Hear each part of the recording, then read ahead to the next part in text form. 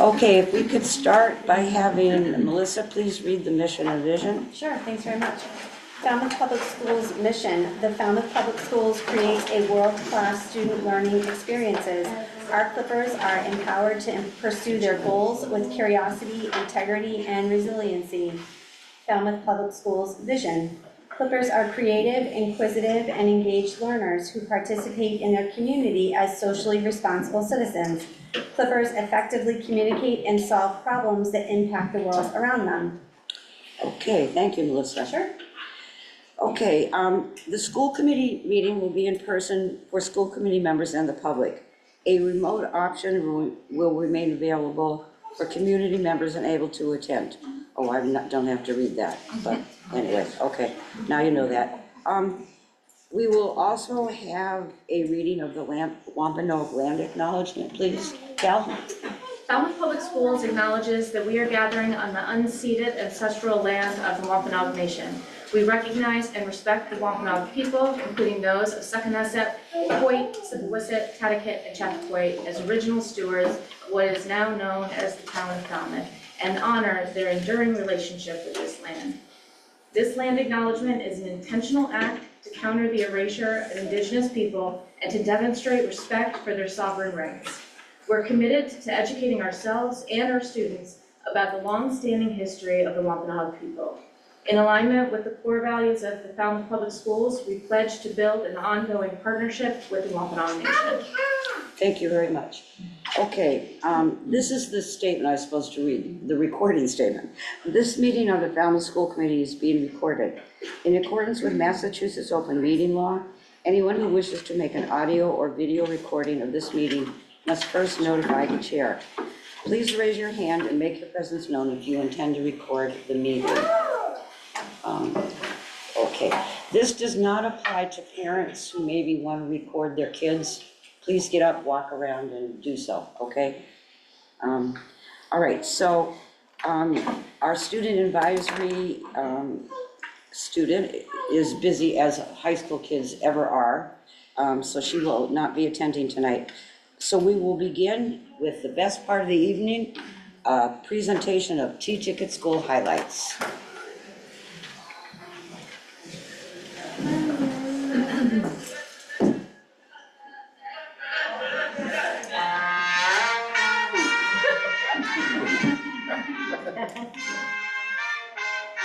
So, if you know my proficiency and love of music, we just started out the Clipper fight song a little bit, just to bring some levity to the evening, right? So good evening, thank you for being here, welcome to Teaticket School, my school. We're proud to have you here tonight. It's been a great year so far, and I'm glad we're able to utilize our new conference room for this meeting. Thank you, Paul. While it may have been a bit of a journey getting here from the front door, there was actually a reason for that. As you made your way through the building, you were able to see a good portion of the school and how impeccably maintained it is. What you saw reflects the pride that not only our custodial staff takes in the building, but also the pride that our entire Teaticket family does. In fact, if you arrived about half an hour earlier, you likely would have run into Kevin, our head custodian, who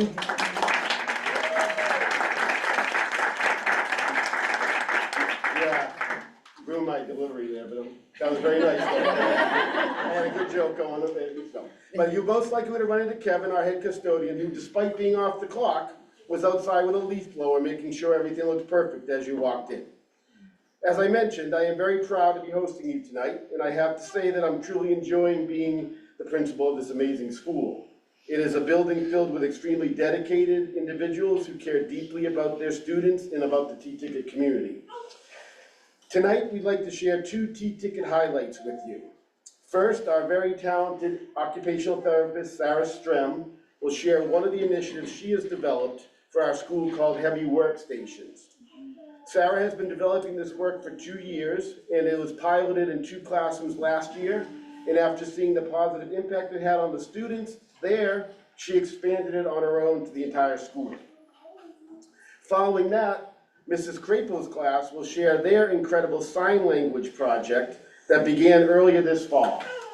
What makes this project especially meaningful is that it is truly student-driven. The students recognize an opportunity to be more inclusive of their classmates and the broader school community. They went to their teacher with that thought, and she supported and guided them, helping them turn their idea into something meaningful and impactful. And the other thing to note is it actually is one of their birthdays. So one of our guys, Clayton Costa, is here. He's given up his evening of birthdays to celebrate with the school committee. So happy birthday, Clay. And as I said, we're very proud of both these efforts and excited to share them. There you go, Sarah. Okay, Yeah. all right. Hi, everyone. I'm Sarah Strum. Sorry, but I can't introduce you all. I am an occupational therapist here. I am primarily a Teaticket. And I want to show you guys our video that all of our friends made. Some of them are here and are in it. So I will pass this around to you guys. Basically, it's a very simple explanation of what regulation looks like. So I met with each grade level team, all of the teachers. We talked about what it meant. We talked about the impact of what regulation or dysregulation looks like in the classroom, whether they're quiet, whether they're impulsive, whether they maybe just need a break outside of the classroom that's functional. And we came up with a great idea to have one in each grade. So when you guys do leave, you're welcome to see it at the corner, right kind of outside my room and towards Mrs. Gowen's room. It's right on the corner, and there's 3 steps. So the first thing the student will do, whether it's their choice or kind of the teacher-driven, is they'll go out, they'll identify the level of energy or feeling that they're feeling at that moment. They'll start with a dot for something alerting. They'll roll a weighted ball up the wall and back down the wall for something organizing. And they'll either do wall push-ups or breathing or both for something calming. And using those 3 steps is going to help rework and calm that regulation in their nervous system. Does that make sense? Yep. I know that was kind of a lot of information, but I'm going to play the video. You can see it. If you have any questions, let me know, and I will pass this around.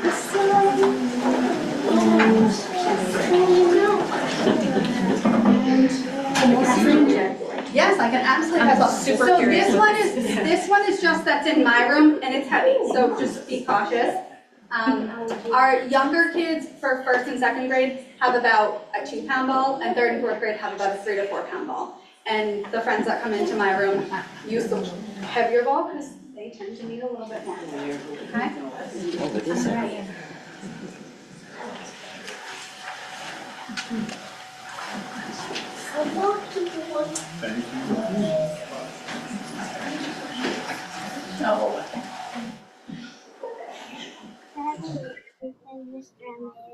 I like it because you can take this heavy ball and roll up and down the wall. And I like the rainbow feet.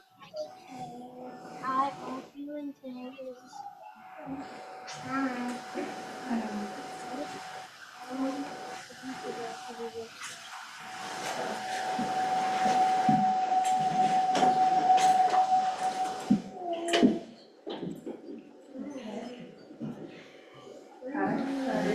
Yeah, it's true. Okay.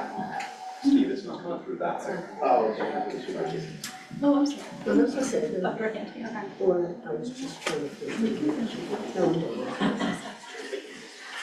Is it from your? Because they could get rid of that.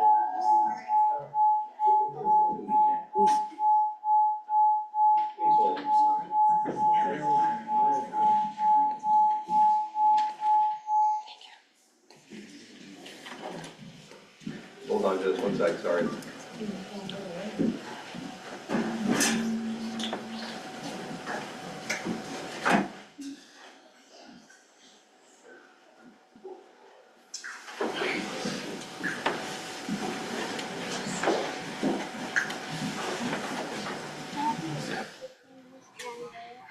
like it because you can take this heavy ball and roll up and down. Let's see if I can make it any louder.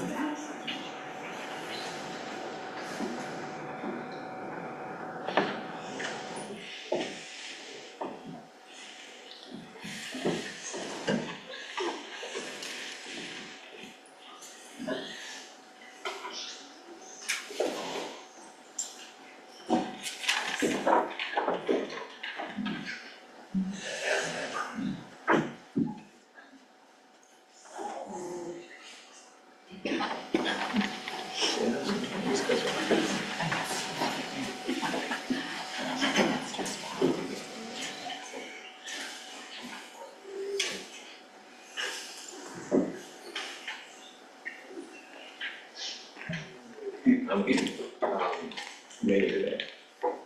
Try one more time, but.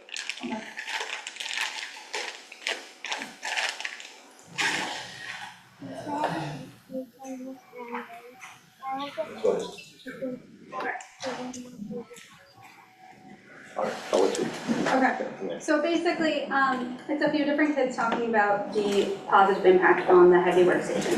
And there's a few friends in different grades who do the entirety of the heavy workstation. I can show you a picture here. You'll see on the left side of him is kind of the breakdown of each energy level. So you'll see if he's excited, slow, wiggly. That's identified. They take out the dot, they'll do that activity, they'll roll the ball up and down in different patterns. So when you guys leave, you can see it, it's two different colors. There's a zigzag, they'll start at the bottom. Most friends, some need a little more prompting. They'll start at the bottom, they'll go up, they'll come back down, and then they'll go up and down a straight line. That kind of helps with the organization that you guys see there. And then they will either do breathing, like I said, or breathing or wall push-ups. Is this to like, to kind of take out any stressors or It's both. anxiety? So if they're feeling a little anxious, if they're feeling kind of slow or sluggish, if they kind of just need a little redirection. And at this point, a lot of our friends who have done this a few times or have done it so often with me will just do the weighted ball, and that helps to Sure. get them back up and moving, refocused, or even just help to calm down. Is there an adult version? Yeah, it's in the hall. I will email it to you. Yes. I was thinking the school committee should get a weighted ball. Yeah. Keep it on your lap, any of it. Yeah. Any other questions, concerns? To add, my daughter Yes. uses this heavy workstation on a regular basis. She's not here tonight because she's in dance, but it has changed her life. Yeah, she has like raging ADHD. This has helped her so much. She talks about it all the time. She loves it. There she is. Yeah. So it just has, I'm only hearing the other end of it, but it has made such a huge impact on her education, so. That's all. Good job.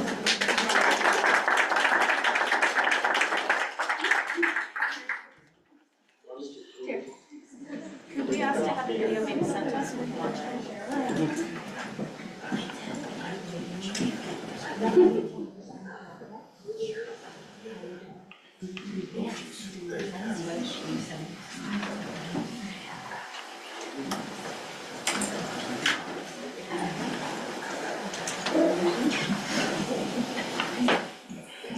So, good evening.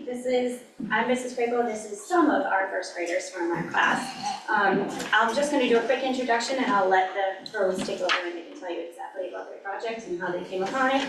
But this year, as you all know, we adopted EL Education, a new ELA program. It's in the very first units, in the very first module that we did, it was all about being a maker. We read informational texts and literary texts about inventors, child inventors, inventions, and how inventions came to be. We did lots and lots of research on inventions. Inventions were made for a couple of reasons: to solve a problem, just to create some fun, and some inventions were for both reasons. They were tasked with a project, a final project at the end of our first module, and I'm going to let Beckett start to tell you how our project came to be.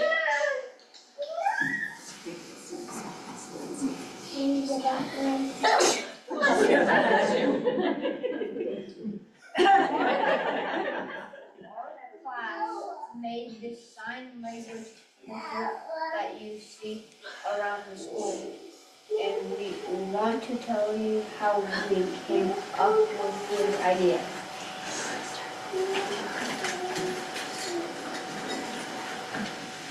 Ms. Cooper asked if there was something we could do for our classroom or our school to help I thought of making sign language cards because some people use words and some people The cards help each other to with each other. I had the idea to take pictures of us doing science. And we first asked a team to put them around the school. Now we want to show you some of the sign language that we provided to. Nice, so you want to start with some. So they're going to show you some of the sign language cards. We have them all up on a video, but we also brought some live action posters that you'll see all hanging up and down the hallways. So I'll let you demonstrate. You can show us here. We'll do this one. We have faces for each other. All right. So this is one that hangs in the hallway. Wyatt. Morgan. It means art. Good job. Nice. Everybody do this one? Good job. Clay, would you like to show everybody how to do this one? Mm-hmm. Show them. Nice job. What is it, Clay? What's it say? Good job. Good job. Some of our other ones that are hanging in school are water at the water fountain. Sorry, I just switched it. It's hanging right above the water fountain in one of our hallways. We also have the sign for bathroom, and my friends, if you want to demonstrate, because we use that one all the time in school, right?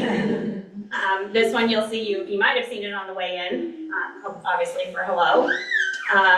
Friends, you can do show yes, or what's the opposite of yes? No. Good job. Okay, who's Miss Nora? Nora, would you demonstrate how we say help when we need help? Or walking? You want to say, oh, walking feet? Nice job. Oh, when we go to lunch? Nice job. We show that we're hungry or that we're going to lunch. Those are hanging by the cafeteria, Miss Isabel. We use see or look. Oh. You can try to look for me. You can read a book or play. Any sort. Oh, Charlotte. This one we use all the time in school too. Listen. Oh, I skipped you, sorry. Or we say stand or stand up sometimes. We do quiet, wait. We use that one a lot in school too. Oh, and we do our thank yous, the opposite of please, please. When we play with our friends. Oh, when we're talking about yourself, we say me, or if you're sorry. We know this one very well, don't we? Stop. Oh, Clay, can you show us how to do jump? Good job, Clay. Violet is not here tonight, but we do more a lot in school as well. We just showed you come. Becca, can you show everybody how to do share? Nice work. Oh, we have sit. That's another one we use every day. We showed art in the last one, I think, was the library that we just learned, right? Library. Yeah, library, good job.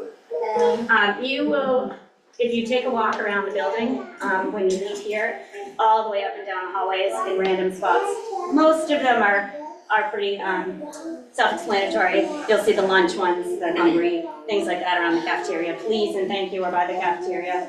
And then you'll see art, obviously outside of art, library outside of library, reading or book. And then other ones that just simple, quiet, things like that, walk, those are all up and down the hallway. You'll see friend and play along this hallway on the way out to recess. We use the recess door, but this was our project, completely 100% thought up by the 15 students in my class as a means to come up with a project to create fun and to help others learn to communicate with their friends. Nice.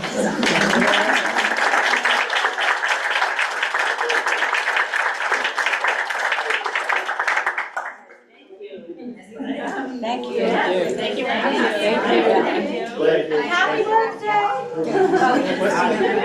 Happy birthday to you. Happy birthday to you. Happy birthday, dear Kevin. Happy birthday to you.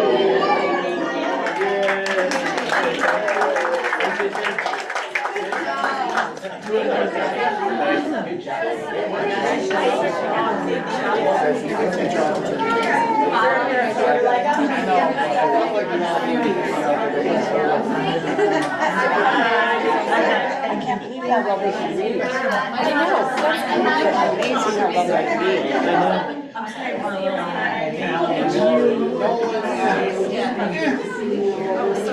They're counting the watts. Yeah. No, we'll share the video with you guys tomorrow. Yeah, thank you. It's worth seeing. Thank you very much. And it's amazing how well those first graders can read. It's really amazing. Okay.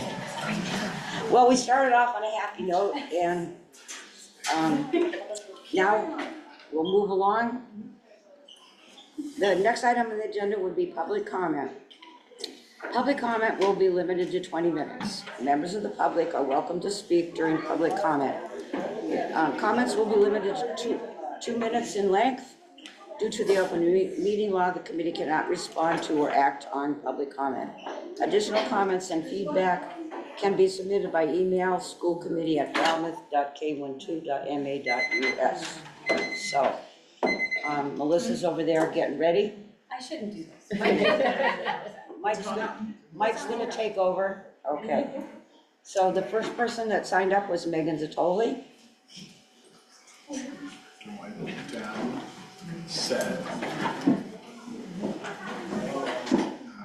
And Megan has asked us to wait till she starts after her name and address. Every second counts, so. Hold on a second, I don't know what I'm doing either. There we go. Okay. I'm ready to go. I'm Megan Bodley and I live on Carriage Shop Road. I would like to ask a few direct questions regarding the dress code at Lawrence School. First, have any members of this committee taken the time to visit Lawrence School and observe how the dress code is actually implemented with students? And second, has anyone here followed up with DESE on the report that was filed last year documenting concerns about discrimination occurring within the school? That report concluded that this was to be resolved at a local level, which means that it remains unresolved. Because the reality is that this uniform policy continues to raise serious questions. As it stands today, the Lawrence School dress code remains inconsistent with Massachusetts state law and with settled case law in the Commonwealth regarding student rights and discriminatory policies. This dress code represents a step backward, a regression to outdated rules that disproportionately impact certain students and reflect an approach that many families view as discriminatory. What is also concerning is the lack of follow-through. Surveys were proposed and promised to families in order to collect community feedback. To this date, no surveys have been conducted by a third party. No data has been presented publicly. This committee has yet to have a transparent and honest presentation of the dress code pros and cons, and this issue has not been placed on the agenda for discussion by this committee. I'm asking once again that as the committee begins reviewing the school handbooks, the Lawrence School dress code is placed on the agenda for a separate and independent vote. The students at Lawrence deserve the same rights that the students already have in grades K through 6 and 9 through 12 within this very district. My own child will be entering Lawrence next year, and like many parents in this community, I want to know that his rights will be protected. In fact, one of the most common questions I receive from other parents in this community is very simple. Have you fixed the dress code at Lawrence yet? Families are paying attention and they're waiting for action. I'll choose your reset something. Thank you, Megan. Okay, the next person on our list is Dominique Kirk. Dominique Kirk, Parker Road. Do I wait for you or no, go ahead? You good now? Okay. I want to briefly highlight Teaticket tonight, what it's been like being a Tiger over the past couple of years. In May of 2024, we lost our principal, Sandy Katzenbellis, which left our school in a state of uncertainty. 9 days into our year with an interim principal, Maureen Wickland, this very school committee voted to send a letter home proposing the potential closure of our school. At the end of that year, Teaticket once again transitioned to a new principal. This year alone, we've dealt with a major school safety threat, ongoing safety concerns, and now the removal of our school's playground. Teaticket houses the largest TIP program in Falmouth, where outdoor play is critical for sensory regulation, motor development, and social learning. A playground is an extension of the classroom, not just recess. If students are the superintendent's responsibility, the ball was dropped. If the budget is the responsibility of the school committee, the ball was dropped. A playground should not solely rely on CPC funding or future grants. It should be a standard line item in the school's budget because a playground is just as important as a roof. It has now been 155 days since our playground was deemed unsafe, and the only mention about a new playground is that we'd have to wait for funding cycles that will push a replacement for the 2027-2028 school year. Parents and staff members can't tell the kids it'll take another school year to get a playground. 1 year without one is already too long. So we created a committee, and we are planning on building the town's first ADA fully inclusive playground. We have already raised $60,000 building a new playground. This committee here and the administration needs to add a line item for playgrounds because no Falmouth school should go through what we're going through. Thank you. Thank you, Dominique. Okay, the next person who signed up is Mallory LaValle. LaValle, okay. Mallory LaValle, canvas. Your L's were too close together there, okay. Or it might be my glasses. so- No, it's part of it. Yeah. Also, I apologize for the state of my voice. Teaching. That's what I'm gonna say. Good evening. I want to address tonight the grade configurations that will be discussed by the school committee in the upcoming meeting or meetings. I wrote an email, but I wanted to be sure that my opinion was heard on this. I teach 5th grade in a K-5 setting in Plymouth. Although I'm a resident of Falmouth, both my children attend Teaticket. I believe the best grade configuration for the Falmouth Public Schools mimics the Plymouth system, which is K-5 in elementary schools, 6 to 8 in middle schools, and 9 to 12 in high schools. In this configuration, I would suggest that preschool belongs in the high school. Developmentally, 5th graders align most closely with 3rd and 4th graders. The curriculum also aligns K to 2 and 3 to 5. This makes it easier for curriculum coordinators and for teachers. I know the concern will be, you don't want your kindergartner on the bus with a 10 and 11-year-old, but since science supports the idea that they are developmentally aligned with 3rd and 4th graders, it doesn't change the developmental range on the buses to add 5th graders to an elementary bus. I also think by adding 8th grade to the high school, we're making our most vulnerable 8th graders more vulnerable by allowing them to enter a high school environment early. Yes, our highest achieving 8th graders might achieve more, but is that worth risking our most vulnerable 8th graders in the process? In this designation, preschool could settle in nicely at the high school. You mentioned in the original presentation of Navigating Our Future that a concern was that high school interns driving or getting to their internships, and Teaticket was centrally located. But if the preschool's in the high school, then we remove the need to transport high schoolers anywhere. I also think the YMCA being built in close proximity could add maybe before or after school programs for our preschool families. In conclusion, it makes students' lives, teachers' lives, high school interns' lives, and administration lives easier to configure K-5, 6, 8, and 9, 12. Thank you. Thank you. Terry. Yes. I missed her name, can you tell me? Mallory. Oh, Next on our list is Deanne Rockwood. Hi, everyone. Deanne Rockwood, Jeffrey Lane. It's gonna be short, Mike. Okay. Well, I already started it, so. All right, there it goes. There it goes. I just wanted to ask the committee members and Dr. Durr, if you could give us at one of your next meetings or upcoming meetings an update on where everything stands in this process of grade configurations or closures or early learning centers. My rationale for asking is, as we have presented to the community opportunities for them to contribute to our playground, the most frequent answer that I have received is, but you're closing. Why are you raising money for a playground? So I don't know that the community at large really understands where in the process we are. And in a recent conversation with Dr. Durr, which was really quite a nice one actually, I became aware that even the proposal for having preschool in more than one elementary school is still on the table. That was news to me, and I think it might be news to others. So I thought if we could ask that happen. The other thing that I would consider, I don't know if you want to use a popsicle stick or whatever you might want to use, but I would suggest we pretend we have a student, a 3-year-old, all the way to 12-year-olds. And as we go through these proposals and we see them, I want us to move these children in their ages and the stages of renovations that they will go through, because I think it will help us as staff and family members and the community to see, oh, how will that impact these particular children? And it might be useful for all of us as we move forward. That's it. Thank you. Thank you. Oh, I did all. It was not short. It wasn't. But thank you.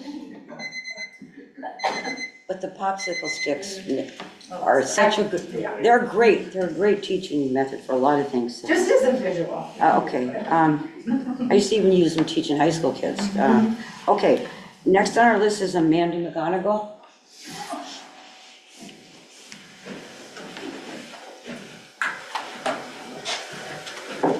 You make sure to sit. No, you gotta say your name and your address. Okay, Amanda McGonigal, Edgewood Brown. So I sent an email back at the end of October that I just wanted to kind of revisit. I invited everybody to reach out to me if you had any questions or get coffee, a few of you did, which I appreciated.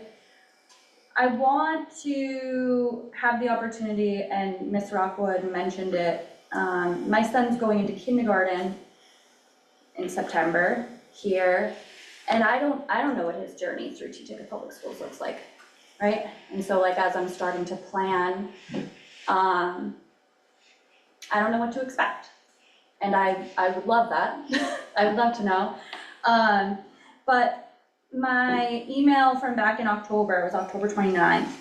I'm gonna forward it all to you again so it's top of mind. It is rather lengthy.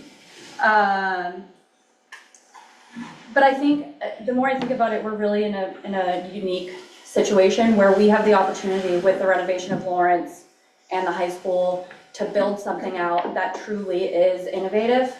Like we have the opportunity to make Falmouth Public Schools a draw, not just to like our own kiddos and potentially losing them out to school choice, but like drawing kids from other communities. We have the opportunity to work with Hui and work with some of these incredible organizations local to the Cape to build out science programs or build out tech programs or build out nursing programs or whatever it is. We have the opportunity to make something super robust. And one of the biggest arguments I had heard for the high school and not moving 8th grade there was that it would be empty. And I think we have to look at other opportunities to fill it and make it more robust without filling it with young 8th graders. So that was that. Just want to say hi, really. Yes, we've missed you, Amanda. Yeah. Okay, next on the list is Brandon Edsel.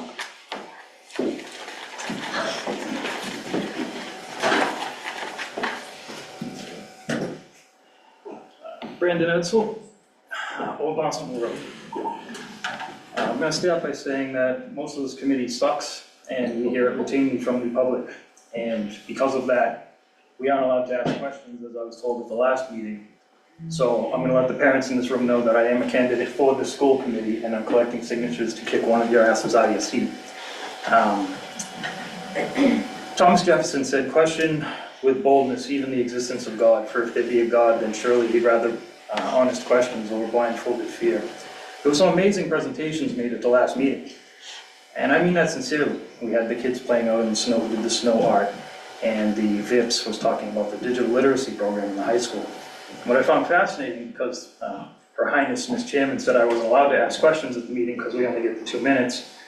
Why didn't any of you ask any questions when they said on the digital literacy program that the availability is far outpaced by the student wants? So in other words, kids wanted to take that program. It's one of the few areas where we seem to keep up with the tech schools. Not one, 9 members of a committee, a DEI person, a specialist, not one question in any presentation. And when I tried to ask one, I was shut down by the Queen. So I guess my only advice to this committee, since the public seems to be pretty much fed up with all of it, is not so much hostile, it's just, if you're supposed to be the bridge that asks the questions of the curriculum that we are trying to tell you to ask, then how come you never have any? How come you never ask anything? Every presentation we get, it's just a bunch of seals clapping like, that was wonderful. But when they tell you a concern, like, we want to give this to more kids, we want to increase the availability of these programs. You're supposed to be smart. You're educators, you're teachers, some of you had George Washington's kids in your classes. So I'm just curious why you never ask any questions. Thank you. Okay. Thank you, Brandon. The next person on the list is Veronique Marriott.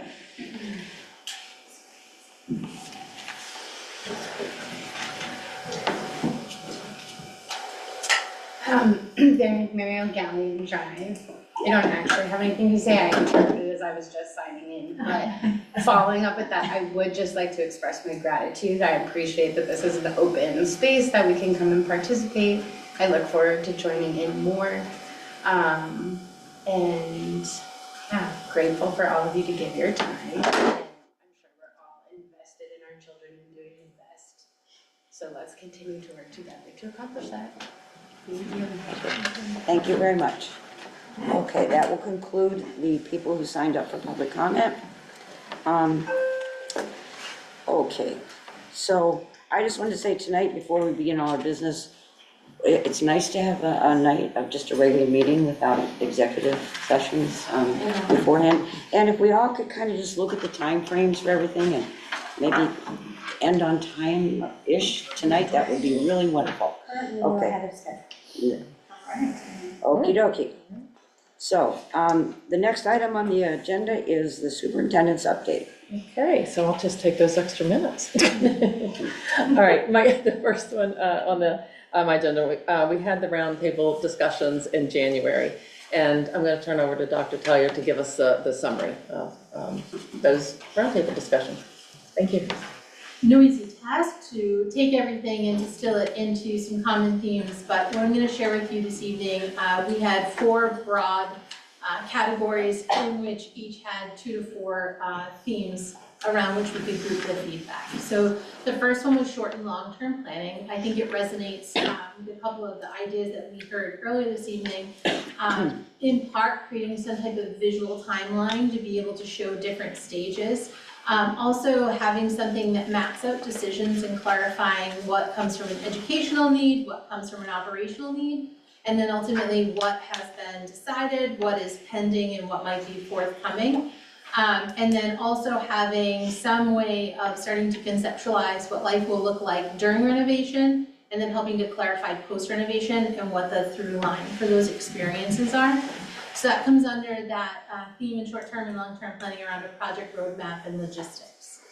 Then in theme 2, it focused more on student experience and continuity. The first of which was a request to understand what traditions will be maintained as we move through these different phases, and then what would be new, what would be different, what would become innovative.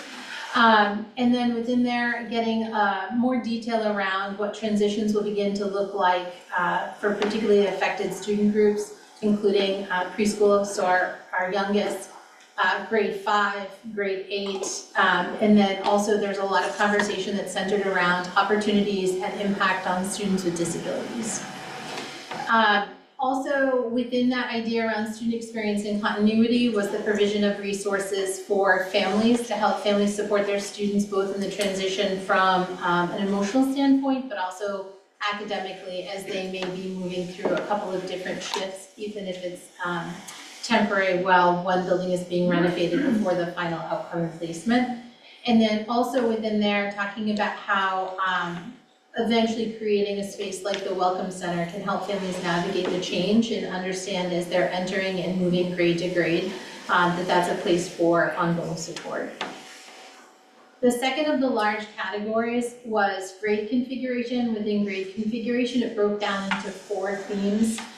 The first of which was grade 5 at elementary, and there was a number of different points that came around that. The first of which was going through renovation, what does it look like for grade 5 in relationship to elementary? And then ultimately clarifying the decision and talking about what a transition plan would look like with where grade 5 will be post renovation and change. Leveraging family and school relationships, they were identified as strong, and that there's an opportunity within there, right, to continue to build on that, to build out what supports, resources, communication can look like. And then building on any natural alignments that are existing within curriculum, within licensure, to help strengthen that connection among school staff and within each school's individual community. An opportunity that was talked about, came up, was creating student leadership opportunities where students can be supportive of their peers and of younger students in each transition, and what that could look like at each grade level, not just talking about it from a student leadership perspective of strictly older students who might be in a high school and coming out, but also what it could look like at each grade level or grade band. And then finding ways to have some open conversation, specifically addressing concerns around any level of social mixing of older elementary students with younger elementary students, or if it's 8th grade with the high school, but really having opportunities to clarify what that can look like, and talking about it so that it really feels like there's continuity and support. The second theme under grade configuration was about the 8th grade specifically, the questions around placement at the high school. Having opportunities to showcase how earlier access to Falmouth High School staff, athletics, clubs, and academics, so that the entire student experience can add value and boost student experience, student outcomes, and ultimately student retention, came up quite a bit in the roundtable conversation. Again, it returns back to the same thing from the grade 5 piece about addressing mixed age enrollment and what that looks like, both in the idea that's been shared around creating a grade 8-9 academy, but then a coordinated system of supports to support transitions, just as we do as students transition building to building now, but how that would look ultimately when a final plan is laid out. And then detail any impact that could happen on FHS courses, and in the context of that conversation, one of the things is that people really wanted reassurance that the things that we offer currently to students wouldn't go away, but that there'd be an opportunity not only to maintain, but potentially to grow, and a lot of that would also come from students' interests as well as the ability to innovate in the process. The third theme was looking at the middle grades consolidation. So emphasizing how consolidating Morris Pond and Morris School reduces disruptive transitions for students, so decreasing the number of transitions school to school by 1 overall, and providing a cohesive multi-year preparation for high school. And it also came back to that system of supports provided to students, to families as they move grade to grade and school to school. And then addressing transportation concerns that were raised around perceptions versus realities of, for example, combining presently Morris Pond and Lawrence the same routes. The fourth theme, kind of tying those 3 together, so the grade 5, the grade 8, and then that middle grade question, was about perceptions and realities, emphasizing the success of the current Falmouth High School experience, and then explaining how that model can be expanded upon as we grow through this process.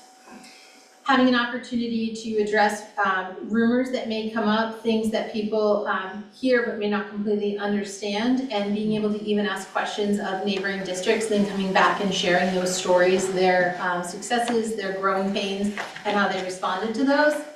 And then acknowledging, again, just that sort of mixed grade, like what does that look like? Because any change, right, will look and potentially feel different, and having that open conversation regardless of what decisions are made.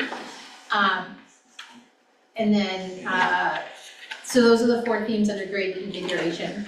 Then, oh, sorry. This is so much. Is there any chance that Sonia could share her screen so that we can look at this while she's talking? I'm having a hard time keeping track of the themes and the sub-themes. Trying to address the question to you too. You can just get it written later, down. yes. Yeah. We'll just put in a memo form and send it to you later. I mean, just in terms of us, are we discussing this afterwards? The reason I'm asking is because if we're going to have a conversation about this right now, I can't absorb it without being see what she's saying. This was my update, I wasn't planning on discussion. Yeah, a discussion and actions coming down the pike. Okay? So if we have this to look at after Sonia has presented We it. usually ask questions after updates, so I didn't know if we were doing that tonight, and if so, it would be helpful to see it, but I hear you what you're saying. Thank you for clarifying. Okay. Sorry, Sonia, the one? The third of the overarching ideas was around communication and feedback. This one was broken into two themes, the first of which was streamlined, meaningful, and structured engagement. And the first one that came up was around, and it got broader than the topic of navigating the future together, but it looked at securing one common unified communication platform, but building off of the consistent routines, our principals sending their weekly messages, the routine of Superintendent Dora and when messages go out to families and to staff, but having a more unified platform or delivery system. And then within that, moving towards maybe some more standardization around formats, clarifying what our translation process was, and then finding an opportunity to move those weekly messages into something that could then be searchable for families in the future. So they would have a way to do potentially like a keyword search. They didn't have to remember that a newsletter came out in October. And there was a lot of conversation about being able to go back and retrieve information and details. Distinguishing between what's informational or one way, so it's just information going out and then to an audience, and then what's interactive or two-way and is requesting or requiring feedback. And then within there, making sure that there's an early invitation into that process and that the two-way communication continues until there's resolution or determination that's made. There was a request to shift from some of the open-ended questions that come up to things that are more targeted around prompts so that there's a faster ability to move a conversation towards a solution. And then just having opportunity when we're in larger groups to have smaller groups that break out, but then everyone comes back and reports out to the larger group and has some common takeaways. The second theme under communication and feedback was around transparency and clarity. Having an opportunity for people to share ideas, being really clear in the process, and then also an opportunity to normalize saying, I don't know when that's the actual answer to a particular inquiry. Sharing reasoning alongside an announced decision and trying to avoid closed door choices, right? Just kind of walking through that process kind of goes back to that first theme about articulating what's pending for a decision and then ultimately reporting an outcome where people can go back and see it. And then sending invitations to meetings or forums well in advance so that multiple voices have an opportunity to schedule around that. And then the final theme that came up centered on school, or the final sort of overarching topic was school safety, and there were two pieces around that. One was communications that came with an ongoing acknowledgement of general satisfaction, but then also thinking about how we introduce new safety measures as responsive enhancements so that as we continue to build on things, adding new cameras, if we're looking at installing fences or the locks that we've talked about, that it kind of follows on a continuum of enhancing procedures. And then clarifying what can and can't be shared around safety or incidences that occur, and just reiterating why it is that we face stricter laws, but with constraints about what we can and can't say. And then the final theme, the second theme under school safety, was around staffing and infrastructure. Appreciation for the district safety plan being adaptable and adding to it over time. Championing, there was a lot of positive feedback about the school safety monitors. They're clearly visible. And that they're approachable and that they are focused on keeping schools on the campuses safe. There was a request to improve signage. And then also when we're thinking about, for example, fences or walls, that we're kind of cautious in how often we approach that as a solution to maintain a welcoming environment. And then finally, just continuing to invest in and update any internal security to make sure that what we have is appropriate and current and always functioning. Thank you. Okay, so, So we'll put that in a memo form, so you can take it, lift it from your notes and be able to do it. Thanks.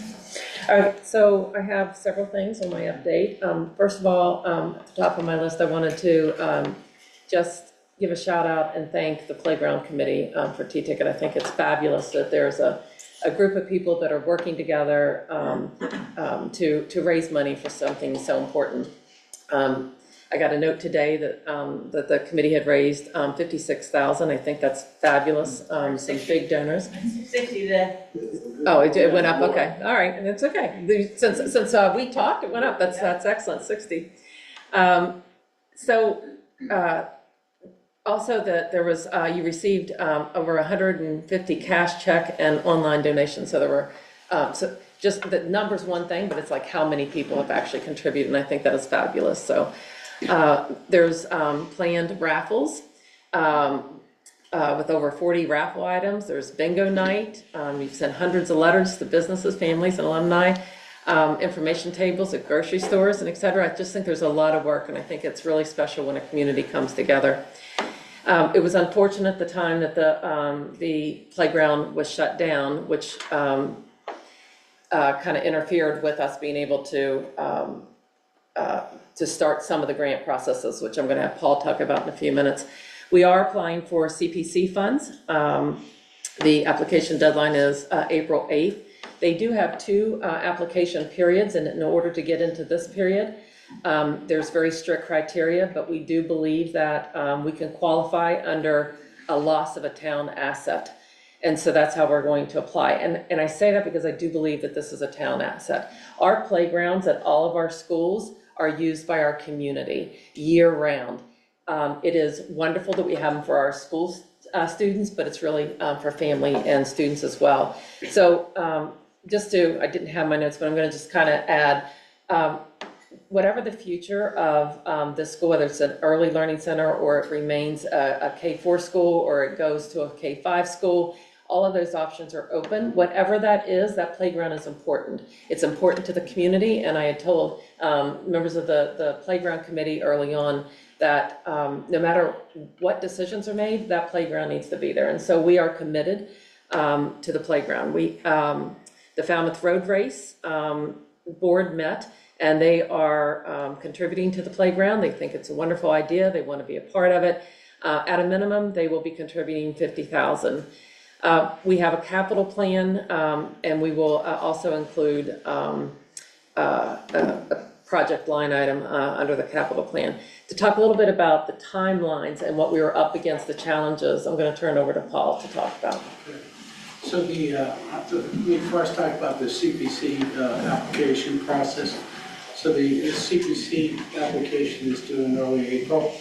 And then following that, if approved by the CPC, then the amount goes to town meeting in November, and it's voted at town meeting for that amount in November. And it's really based on the big projects that CPC approves typically are in April. The emergency projects that Dr. George just mentioned are approved in November. So, and they typically are smaller in size than the larger dollar amounts in April. So it's what's remaining in the CPC funding that's approved in November for that round. So the combination is between, the excellent job people have been doing in raising funds, between the road race grant, between the CPC amount, and then the fill-in for a project that's estimated at $388,000.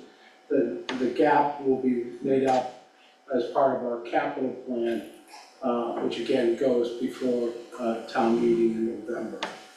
So, that's sort of the outline of the funding mechanism for the playground.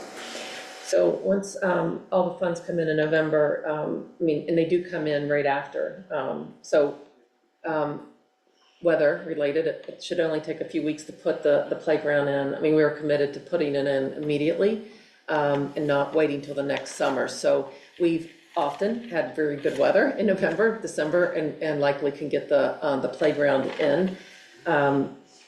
Mr. Kapolka and I have talked about, where it's located. It should not interfere with any of the school, recess, or anything else, so we should be able to do that right away, when we get all the funds put together. So that's really- I'm dealing with a company, and so when I talk to them. Terry, sorry. Yeah. Point of order, Terry, I'm sorry. I know. I'm sorry, I'm sorry. I'm sorry, Karen. Okay, I'm gonna move on to some federal and state updates. So Governor Healy put together her budget proposal for FY '27. The highlights is a 3.3% increase to Chapter 70 education aid, a 19% increase to circuit breaker, and a $6.6 million increase to the McKinney-Vento homeless transportation. And then an 18 million increase in the school meals reimbursement that would raise that to 198 million. So that's just the first step. In April, the House bill should come out. In May, the Senate bill will come out, and then that'll all get resolved. And sometime in July, we'll actually know from the state level where we land on that. The federal Title I for FY '27 has decreased the state of Massachusetts a dollar amount by 10%. So that's roughly $30 million. They are currently forecasting a 15% decrease for the current over the current year. What we will see for FY '27. If that holds, they did say that, if anything changes or whatever, we maybe see some additional funds. But if that holds, we're talking, 70-some thousand right now of decrease over the other. That is different than what we were told in the fall, where we would be level funded. So we will have to deal with that. The NASDAQ report, and I'm going to pass this out, and I'm going to apologize profusely. I thought that I had shared this with everyone, and I did. Apparently, I could not find where I've done that. So thank you to Dominique for bringing that to my attention. I'm bringing it back up to the front. So here it is. I'm going to give you a couple. This is the full report, and it is online under the Navigating the Future, so you can also access it. But so right now, their enrollment projection fell within 25 students of the K-12 total. So they had projected 2,666, and our actual enrollment this year was 2,641. There was a variance of 15 students in kindergarten. They projected 188, and we actually had 173 enroll. The updated report has been adjusted for those changes as they added a new year.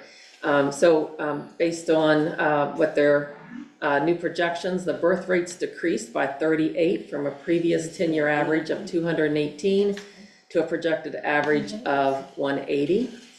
The net decrease average of 19 students per year in grades 1 through 8. The next 3 years, the grades K to 4 enrollments are projected to decrease by 95 students. Grades 5 to 6 remain the same. Grades 7 to 8 are projected to decrease by 23, and grades 9 to 12 are projected to decrease by 40. And that's the high-level summary, but you can get online to see it, and you have the report here. This is the updated one? Yes, this is it's the enrollment projection. Are we getting this every fall? Every fall now, we will get the. So this is from fall 25. Using the October 1 enrollment data from the state. So we submit it. Of 2025. Yeah, so you get it in the fall because it's after the October 1. So we'll get this every year. So it says November, so can you clarify? Yes, as I said, I received it in the fall. Clarify, thank you. Yeah, I received it in the fall, and this is it for this school year. It's adding this school year's data into the projections from last year that we had in March, that they did from last year. So the numbers came in October 1st, and then they gave it to us in November, is that right?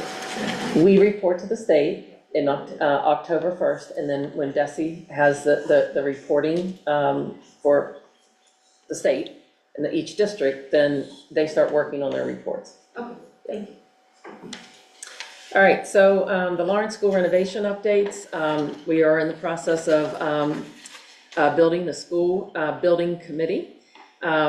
Last night, the select board appointed the town manager, the superintendent, and the Lawrence principal. And they also decided on their nominated select board member, which is Doug Brown, will serve. On March 23rd, they will do, the select board will do interviews with the community members that have put in applications. They will also do additional appointments for specific school positions. And also they'll do the appointments of the elected school committee members from tonight. So that'll happen on the 23rd. At that point, I will also be adding some additional people that are non-regulatory requirements, but some additional, like our IT director, making sure that they are from the very beginning. So as we're building, we know the future of what we want in the building, and having a student representative of two on the committee. So we'll also be working on that.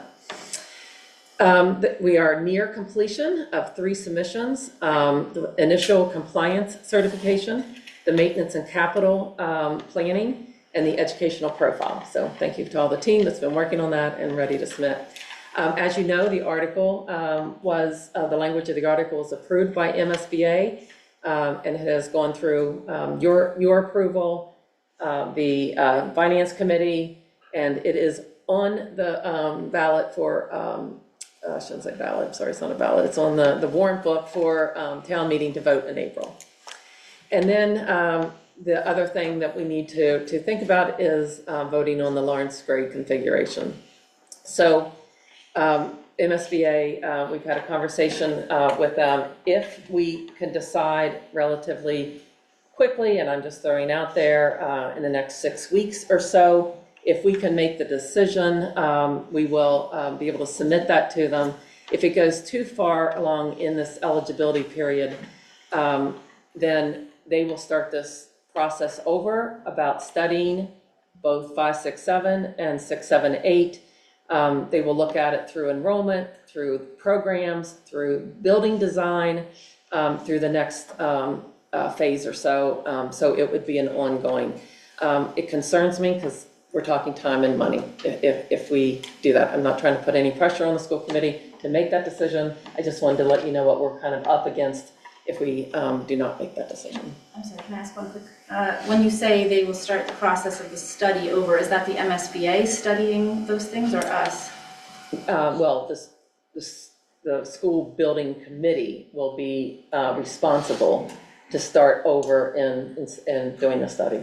Have we studied it so far, and that's what the studying, would they be duplicating something? It would be duplicating what we've done since last September. So the presentations that we've had since last September and the conversation, is that kind Conversations, community input, it will mean looking at the programs again, and where the cost, the real cost could come in is that the designer would be presenting two designs, if it was a 5, 6, 7, or if it was a 6, 7, 8. So that would take time, and there would be cost involved in that if we get to it, if that's what happens. So I would say that if you know, if we maybe could make that decision within, I would say, Paul, if you would agree, I mean, I'm thinking 6 weeks, maybe 8. I'm thinking how to get this before they start looking at the enrollment pieces. So, okay, and then just some fun things, some events that are coming up. All Bands Night tomorrow night at Falmouth High School at 7. All Choral Night next Wednesday night at Lawrence at 7. Both are really exciting and very special and unique to this district, so they're wonderful events. At All Bands and All Choral, it is Morris Pond, Lawrence, and the high school coming together, and it's really nice. The art and literature students have their work on display at Copy Obsession beginning tomorrow through April 30th, and we're gonna have a reception on March 25th at 5:30 if you can come, but if not, just go see all of our students' artwork and such a copy obsession. It's very cool. Lawrence Unified Basketball home game, the only home game we have this year on the schedule that I saw is this Thursday at 3:30. They're pretty special, and so it's good to see. Lawrence Art Shows next Thursday at 5. Acapella Festival at Falmouth High School, March 27th at 7. And the Lawrence School Play, Into the Woods, is on March 28th at 2 and 7. And the FEF Gala is on Saturday, March 21st, which is also very fabulous. So anyway, just some things coming up, and can send these out in an email to you after, but just wanted to let everyone to hear it in case anyone wants to. Can I just ask what the time was on the Unified Basketball game? I don't want to miss 3:30. Thank you. Yeah. Okay. And did I, oh, yeah, okay, go ahead, yes, I'm sorry, yep. I had just a question about the playground capital planning, and it might be going to Paul. April 8th, the applications go in for the November town meeting. When does CPC approve those? I believe it's August that they approve and then it goes on to the warrant for the November meeting. I have a follow-up question if I could. There's no, CPC for the most part, if it gets through the application process, town meeting is a pretty good success rate of it going through. Is there a way financially to float that money before the town meeting? And the only reason why I'm saying it, Paul, is because you're the smartest financial mind I know.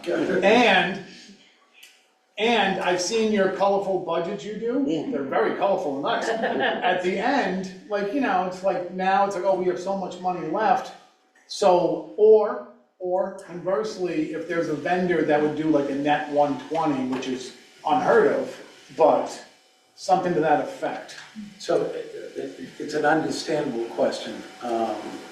The flexibility of a budget is different from the flexibility or a lack of flexibility on a capital request.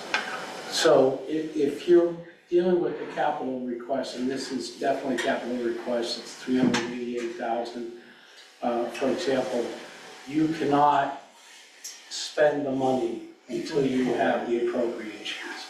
So in other words, you can't start a project in August or July now and start building up the cost. And then if CPC were to come in and approve it, and now town meeting approves it, you can't now submit those invoices to the town. It's against appropriation rules to do that. I mean, with common sense, we want some flexibility in that, you can't do it.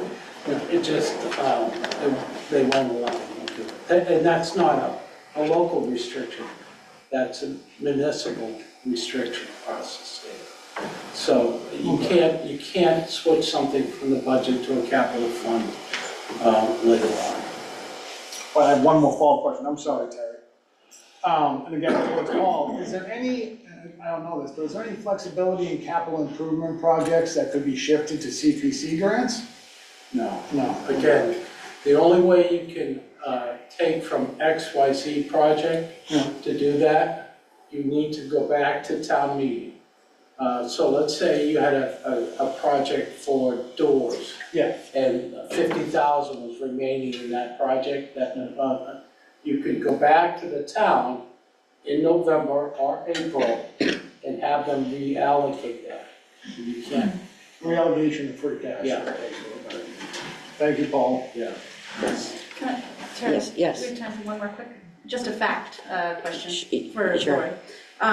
When is you had said if we have a duplication of plans for the MSBA for both grade configurations, around when do you think that process would start?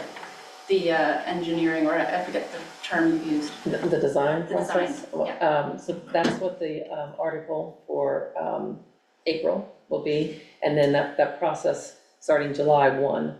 But the school building committee will probably start before that, and the enrollment process with MSBA is going to start soon. And they're going to want to know before they start that. they're going to be doing another study with full enrollment. With the new enrollment we just got. No, not with this, but I pointed to, because this is an enrollment study, there's going to be an enrollment study from MSBA. Okay, and soon, sort of. Soon meaning, like, I don't know, I mean. So that technically, this period, the eligibility period, we have to deliver the enrollment study, the capital maintenance study, and the educational plan, along with a couple other points. But those are the three major rules. That has to be done in this period. Once that's been submitted and gone through their process, then they invite you into the next period, which is the feasibility study. They're phases. So they have to, their board meets, the MSBA board meets, and then formally invites you into the feasibility study. And that's where that design work and all goes on. If we have these decisions done early, we're not spending the money to have others come in and study that for us, as in the architects and so on. It's, which would be required under the feasibility study. Thank you. So I'm gonna ask myself permission to enlarge what Katrina began, and you gave us a timeline spreadsheet a few months back. Yes. If that's the same as you're talking now, would you mind resending it to us? And if there are updates on it, dates that have changed since that one was, what, about 4 months ago? If you could send that to all of us, it would be good to have like a more concrete picture. It's just, I imagine some people it's fuzzy in there. I just want to point out that the timelines that they established are the deadlines. So as I said, there are 3 documents that we're ready to submit. We are ahead of schedule because we've been working on them.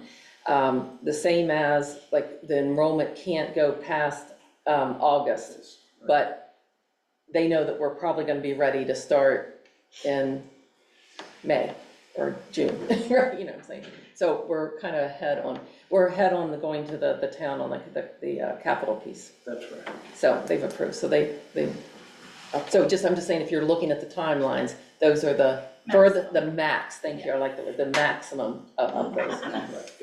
We did talk about, several months ago, about shortening that time frame. Right. That we can accelerate. Yeah. So, just to expand what Katrina had asked, okay? That's a first, Katrina, right? Yeah. Okay. Okey doke.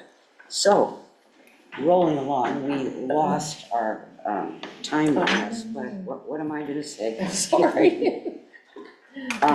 The next item on the agenda is public hearing of school choice seats. You gotta read the hearing. Yeah. There's a hearing. You You open the hearing. Okay. The hearing. Okay. A motion, second, and vote is required. All right. Ask if anyone in the audience wishes to make a comment. All right. So may I have a motion and a second to open the hearing? Make the motion that we open the public hearing on school choice. A second. Go ahead. Okay. And so everyone votes? Yes, Okay. Susie, yes. All right. Megan, yes. Lucy Keith, yes. Cohen, yes. Augusta, yes. Logan, yes. Welch, yes. And Maderas, yes. Okay. Now, is there anyone in the audience who would like to make a public comment on this subject? Okay. No public comments? I'll make a motion that we close the public hearing on school choice. Okay. I second it. Do we make comments or is that not? Yeah, you can comment, yeah. Oh, okay. Usually we do that before we vote. I didn't know that you had a question. I'm sorry. Oh, Glenn. well, I had asked for a breakdown of where kids were coming from and where they were going to, and we got something from Dr. Dewar, but then I found a little more on the DESE website, and I guess I was wondering, it might be, well, it would be helpful for me, and I don't know if this feels in our purview, and it would be helpful for me to know when it says, like this past year, we got 94 students from Bourne, for example, or 45 from Mashpee. Mashpee is east of us, and I guess I'm wondering if all of those students are above elementary grades, or if they are not, and if they're not, why is East Falmouth's number of incoming school choice students so low? Because we do have students, a lot of students coming from towns east of us, which would naturally seem, unless they're in middle school or high school, it would seem like we could have them going into East Falmouth and maybe boost East Falmouth's numbers, but most of them seem to be going to North Falmouth, which makes sense because that's across the bridge. People don't want to go to Bourne if they're in Pecasset or Katamet. I'm just wondering if there's any way you can break this down by grade for us. I'm looking at Sharon because she actually, she's the lead on all the work of school choice. So I'm just looking to see if she can break it down that way, which I'm sure she can. Not tonight. We will send it to you, but and I know you asked for something else, but she just got back. No, that's Yeah, fine. I know so she's been on vacation. she's gonna get it. I did not know Sharon was the. Yeah, well, lead on that. she's the lead on that, yeah, okay. I don't think that the decision of where to put school choice students, which is dependent upon class sizes and the number of teachers in those buildings, is part of our I don't think it is in our purview. I think our purview ends at how many seats are we gonna open up, which is what we're hearing tonight. So I appreciate the willingness to provide that information, but I think it is beyond our purview. And I also think that this conversation is probably beyond the public hearing scope. Okay. Are there any other comments? Okay, so, I'd like to take a motion to close the school choice public hearing then. I make a motion that we close the public hearing on school choice. Seconded. All right, roll call vote, let's start with this side. Libby, yes. Augusta, yes. Oh, yes. Wolski, yes.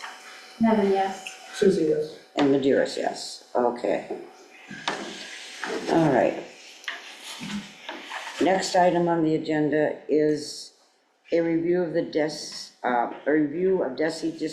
district-wide data.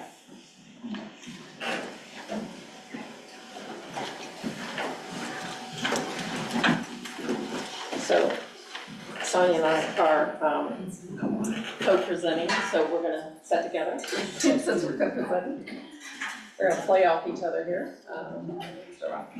Okay, so just to start, tonight we are providing a snapshot of a variety of data points to highlight our district performance. The collection of data points over time tells a better representation of our district than any one data point. So I'm gonna start with the accountability district-wide. I will tell you that our achievement scores are not yet at the 2019 level of performance. And this has been the benchmark that DESE has set. The state is still in recovery and has not met that, the 2019 data points as well. In 2024, we were close to our 2022 performance, which was closer to our 2019 performance, but we are still not at the 2019 performance. And in 2025, we were lower than 2024. Building off of that and starting to deepen the look at the data, focusing in on our multilingual students and their access data. We are fortunate that over the past few years, we've seen a significant growth in students on progress to being proficient in 6 years. We went from 30% looking at the aggregate of our multilingual learners who are enrolled in the district 2 years ago to 50% a year ago to 55% this past year. And then we conducted, slightly interrupted by a little bit of snow, we recently conducted our access test and we anticipate having scores by May of this year to set the stage for where we're going moving ahead. And then growth highlights combined with what we look at when we're looking at achievement. We continuously see our students rated as moderate growth, so they're continuing to make incremental progress year over year. The growth is closer to their 2019 levels when we're making that comparison. And then that's echoed across the measures that we will continue to speak about as we dig further into accountability.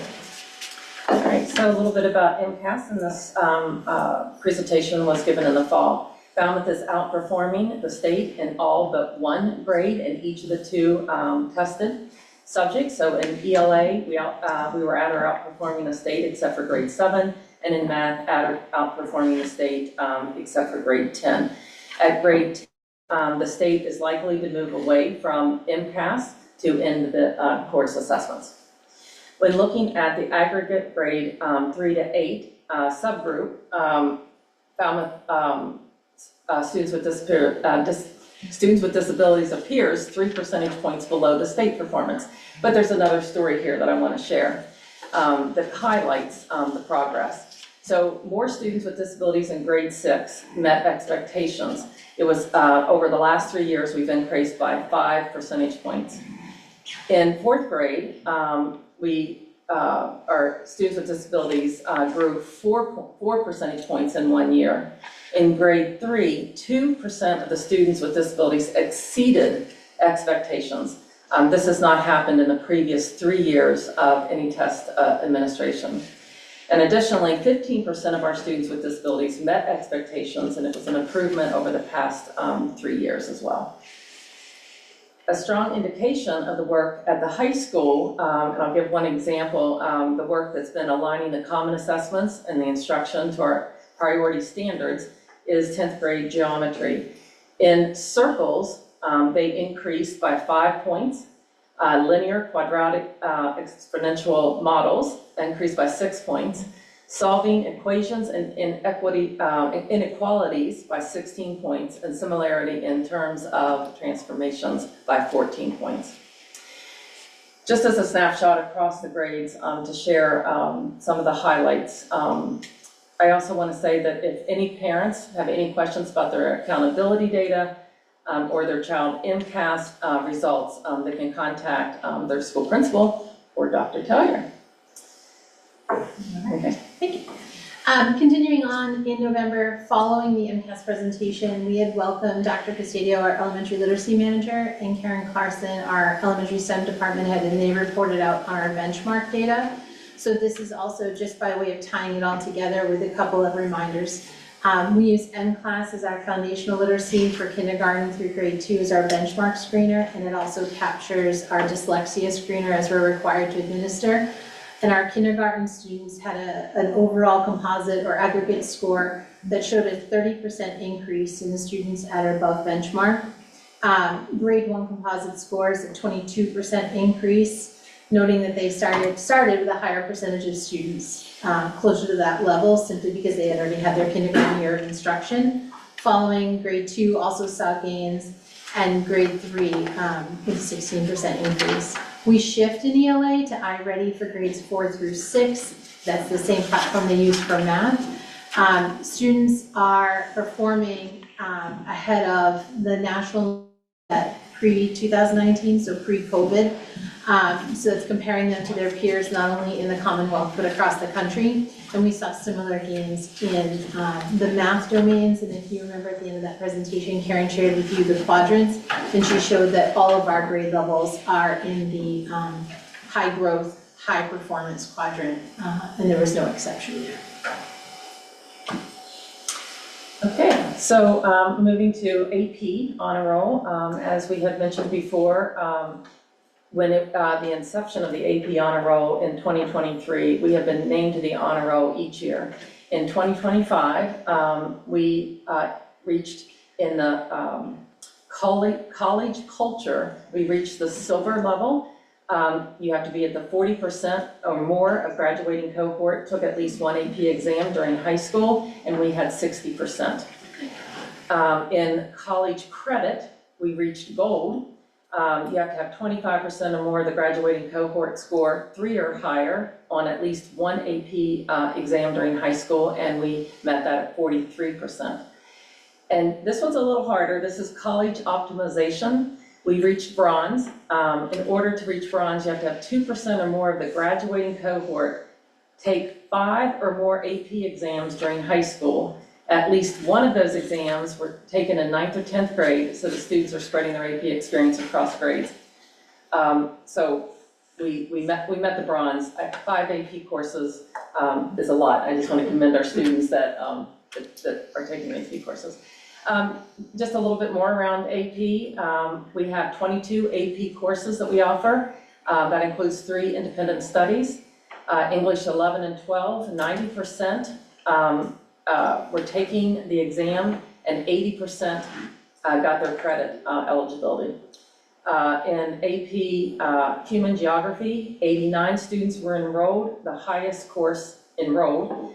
78% took the exam and 69% got their credit eligibility. AP Art, 55% submitted the portfolio. This is quite comprehensive. I've been to see the students how they do this. It's a portfolio that 100% of our students in AP Art received credit.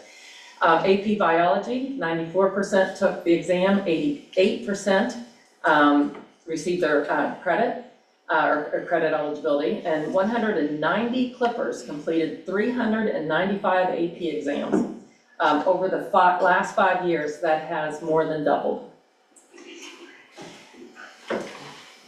So following on that, one of our accountability measures is students' access to accelerated coursework. So in the accountability measure, that means that students in grades 11 or 12 have to take at least one AP or one dual enrollment course. And you can see that our growth in AP enrollment is largely fulfilling that. But also, we have students taking dual enrollment, and we continue to look at options there as well, especially aligned to our CTE pathways. So in 2025, we saw an increase. So we were at 76% of our students had met that requirement of accessing accelerated coursework. So just to kind of give you a glimpse of how that impacts different student groups.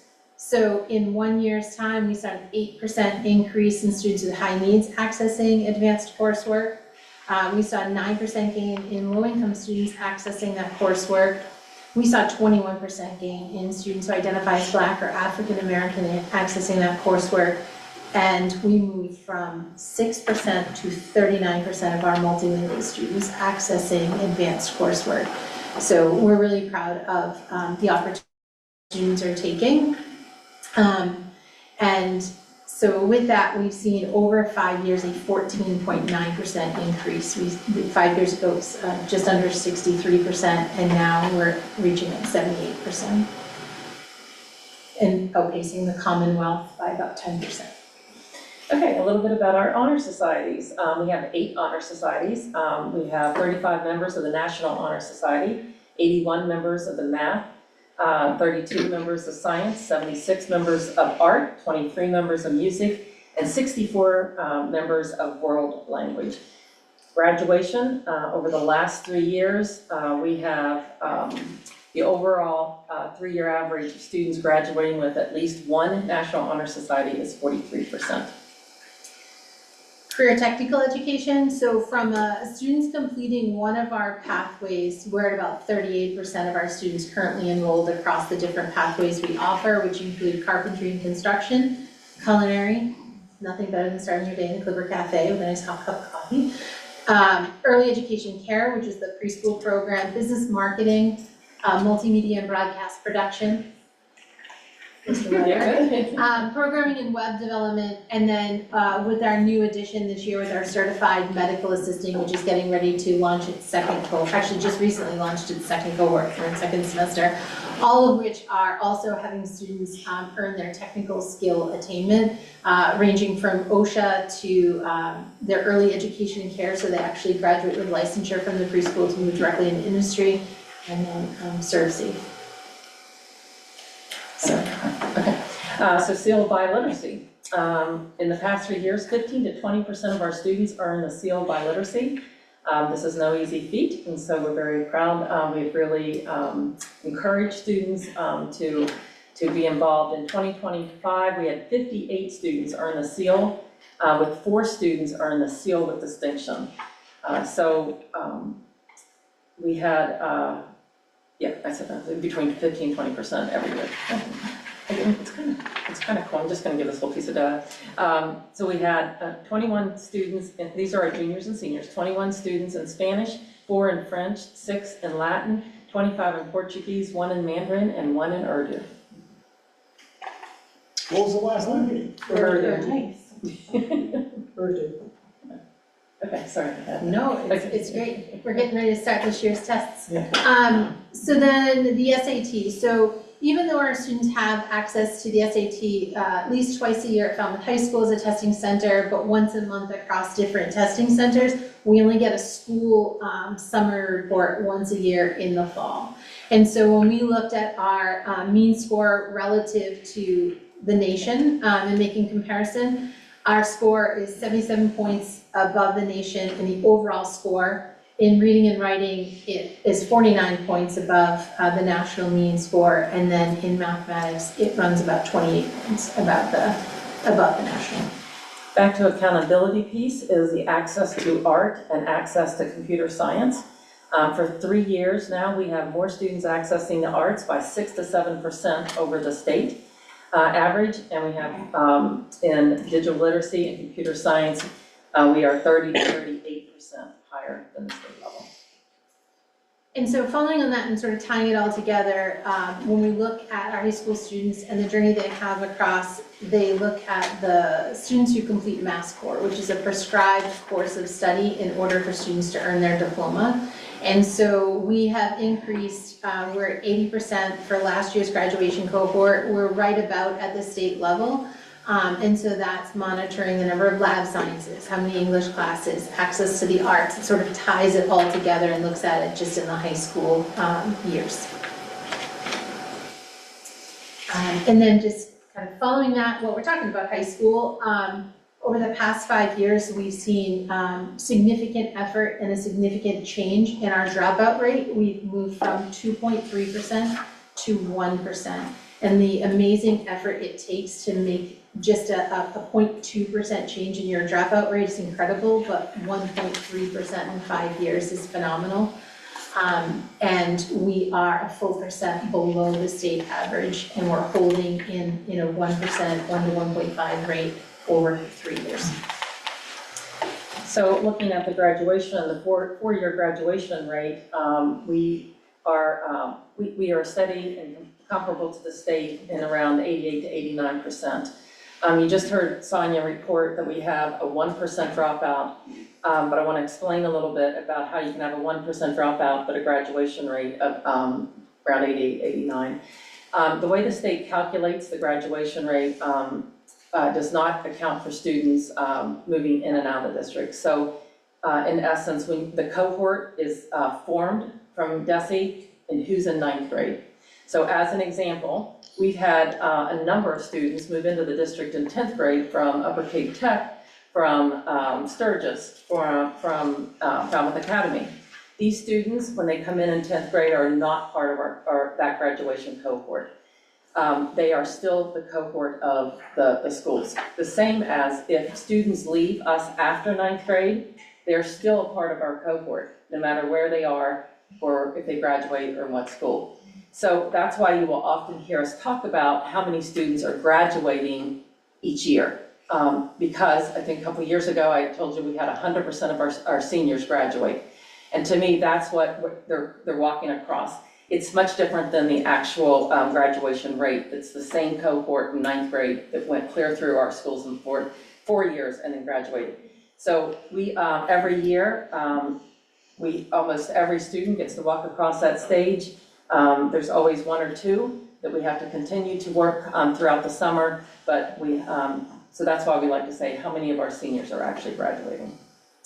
And the national average of college going rate in 2022, which is the last report, although some reports say that's been holding steady, is 62%. And our college going rate is between 78 and 80% over the last 3 years. All of these outcomes for our students are really, made possible by our phenomenal teaching staff. One of the measures under accountability is teacher licensure. And so, and then there's the high quality measure around licensure. So 99.6% of our staff are reported as licensed, 93.5% in the subject they teach. And the reason why there's a discrepancy between that is because some of our teachers are duly licensed and they have multiple roles. And sometimes when you report to the state, you can only report one of their licenses at a time. So that's where part of that discrepancy comes from. But we we run ahead of the state in that, and we've made a pretty significant investment in supporting our staff and pursuing additional licensure beyond that. So continuing to make that investment. And one last data point I'd like to share, we had nearly 200 Falmouth High School athletes participate in winter sports. Over 55% were on honor roll or high honor roll. So as our last data point, I just hope that we were able to provide a story reflecting our district. Thank you. Will you take questions? Sure. Okay, starting, Kel? No, I didn't understand the the high school graduation thing. I learned something new. So you'd think I would have known that after all these years, but I didn't. Chris? No, without anything to look at, for me, it's very difficult to have any kind of a meaningful discussion or ask any meaningful questions, so I don't have anything, sorry. Okay, so? I'm very happy to hear in regards to the dropout rate and the graduation rates.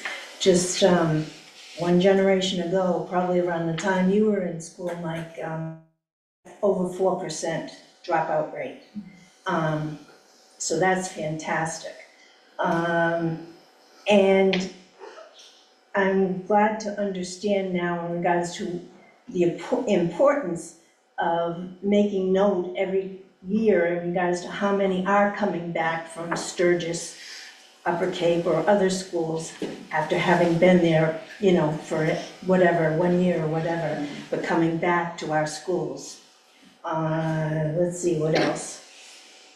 I guess that's it in regards to, I know we have a problem with chronic absenteeism. That's a family issue. But we, not only Falmouth, but all the schools on the Cape have a problem with chronic absenteeism. And that is included in reports as well. Yes, it is. So, thank you. Glenda?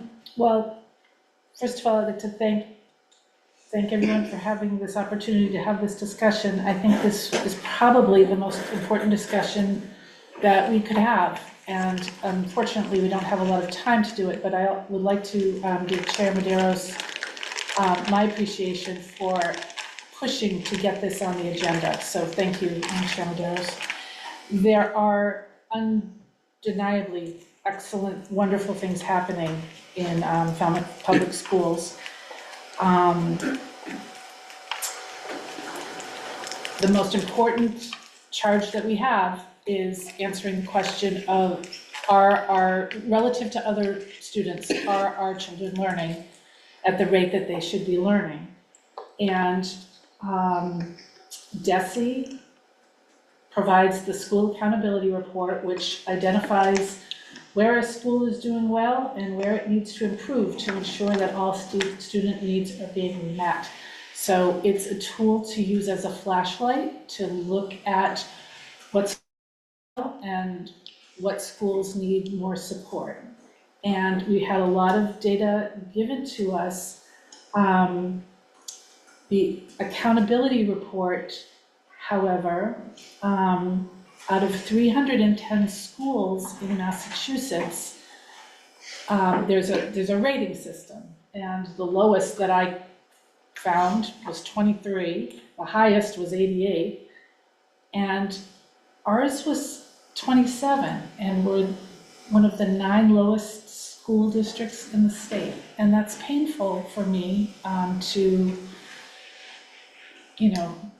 bring up, but it's a fact. And I think that we as a school committee have to really take our responsibility quite seriously in terms of what that data tells us. Okay, thank you. Melissa? Thank you for this presentation. Thank you for explaining the graduation rate when we had 100% and there were some questions surrounding it and clearing that up. Thank you a few years ago for making AP and honors classes available for the average kid and not just the kid that was a high flyer. Thank you for presenting the honors rates, the classes, I know that they don't take their exams until May, but thank you for pointing out all the good that we are doing. The dropout rate of 1%, which is down below the state average by, did you say 1% or was it 1.4? Okay. So, thank you for pointing out all the good that we are doing, for pointing out the college bound, and not just the college bound, because not every kid is bound for college, and I think that that's also important to highlight, and I think that Falmouth has done a great job embracing that with our CTE programs and the dual enrollment that students can get when they graduate.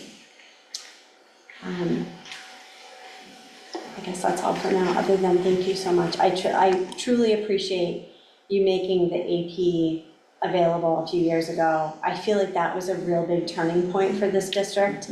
And I remember that there was, people praising it, and I don't really think that we understood the impact, or at least some of us didn't quite understand the impact of it at that time. But seeing it a few years out, seeing it in real time, seeing it with kids, and seeing how proud they are of themselves, and parents that are, sharing in the community how proud they are of their children taking AP exams, being asked to apply to the National Honor Society, whereas, a few years ago, perhaps some of these kids wouldn't have been eligible for that. It really makes me so incredibly proud of this district. So, thank you. All right. I think I have three things. First, I want to echo what Mr. Lumping had said about some kind of a graphic. It's very difficult to follow this stuff. But that being said, you said here 195 kids did 395 or 397 AP tests. I don't know what that chart looks like if some kids took 5, some took 1. Yes. But I like to visualize that. Now, my next question, you can't do that? No, you know what I'm saying? Just kind of see how many, it says 2% of students took 5 AP classes, right? Yeah. So then. That's all. But then of the 195 students, the majority took taken 1. 3 is actually pretty average. Of the students that take AP classes, taking 3 is pretty normal. All right. Then my next question is with the MCAS, you said that 10th grade is going to end it. Is the plan to roll into the CTE testing? Or is there other, no, there's not. Okay. We're waiting for, so we've seen a draft of what the Governor's Graduation Council is presenting, which is shifting us towards end of course assessments, to something somewhere between the MCAS and finals, but they haven't made their final position. So we're waiting to find out what those end of course assessments would look like.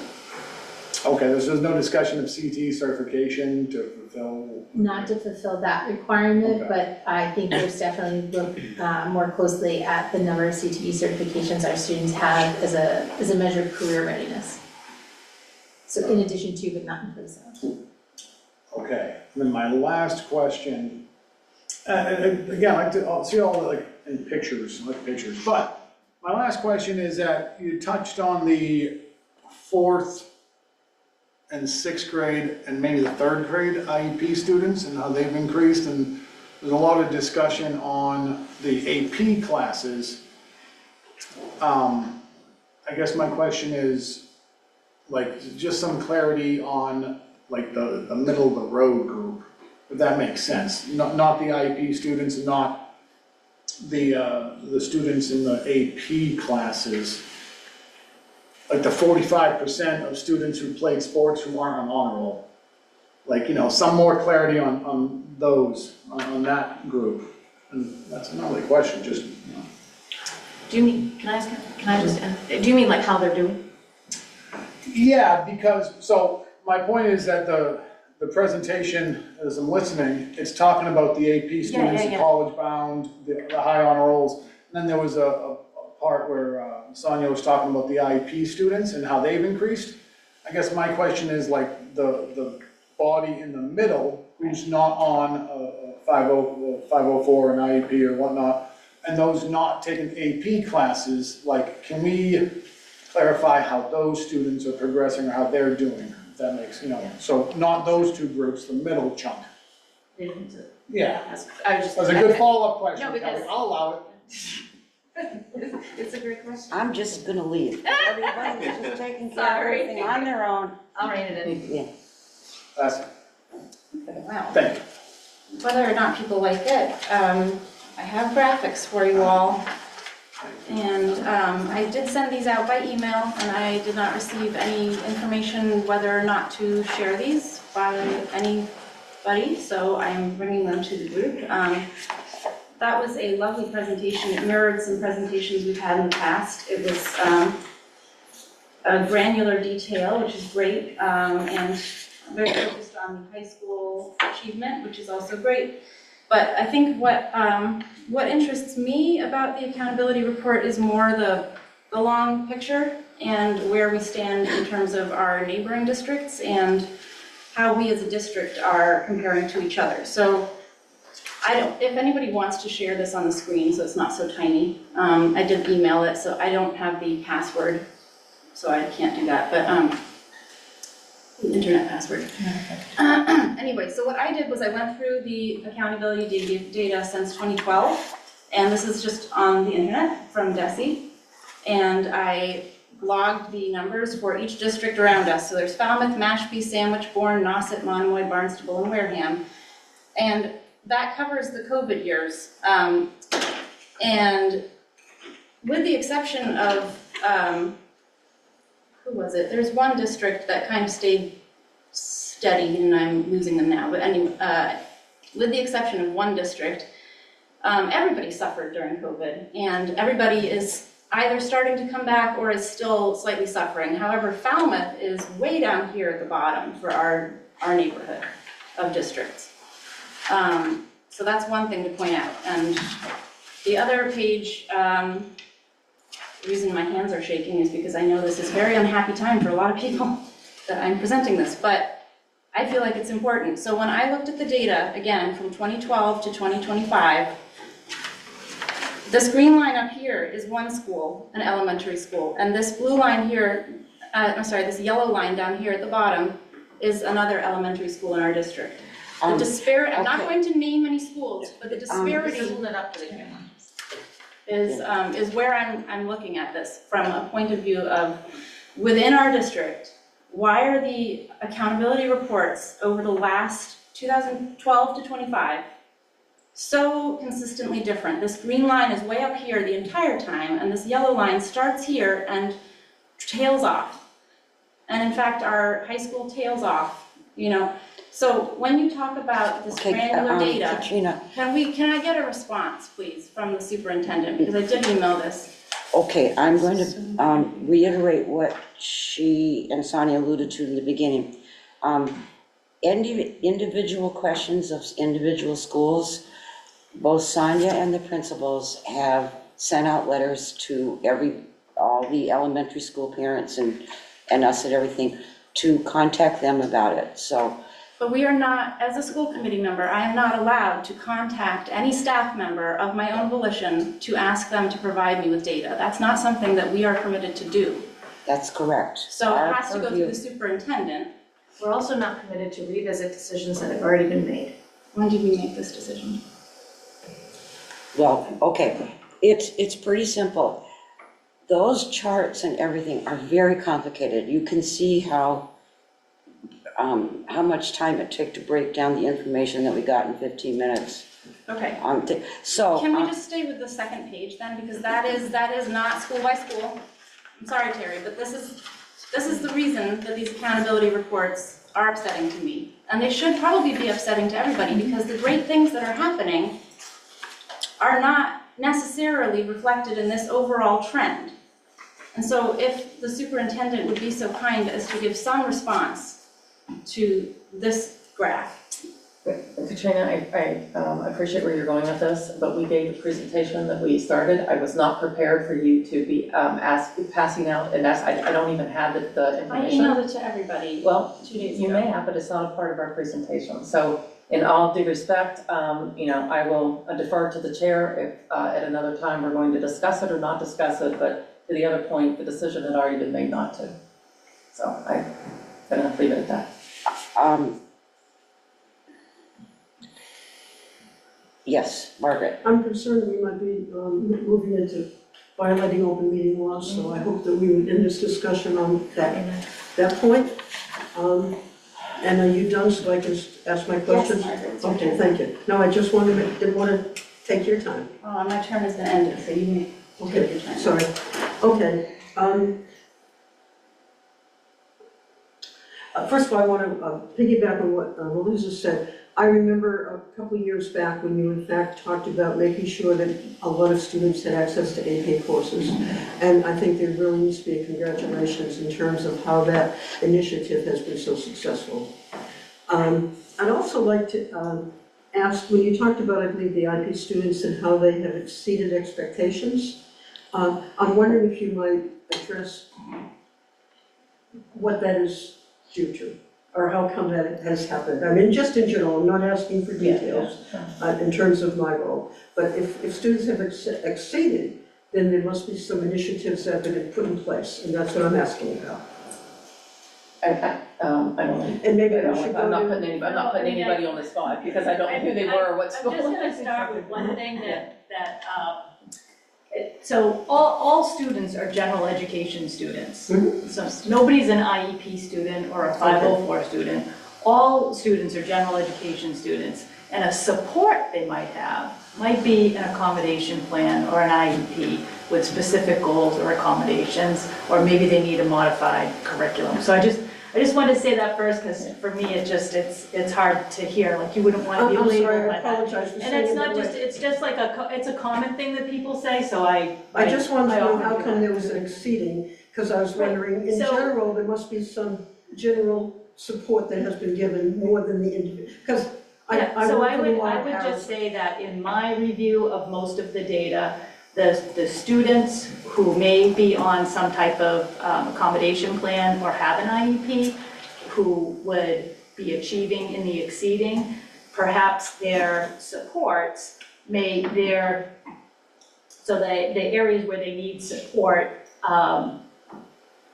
are different maybe than students who might be, have support in need, have like a learning disability in reading, writing, or math. So you could have a support plan because you have, I'm just trying to explain, like there could be other reasons that the students may have that type of plan, and it doesn't necessarily impact their academic achievement.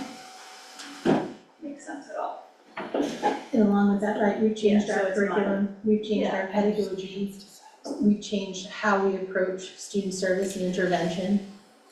So all of those things combined, and I think even just following through on that, when we're talking in one context about students' MCAS scores as recently as a grade 10 cohort, and then the following year, seeing nearly 70% of them participate in dual enrollment or advanced placement, we can see like the students are being lifted up and supported to grow.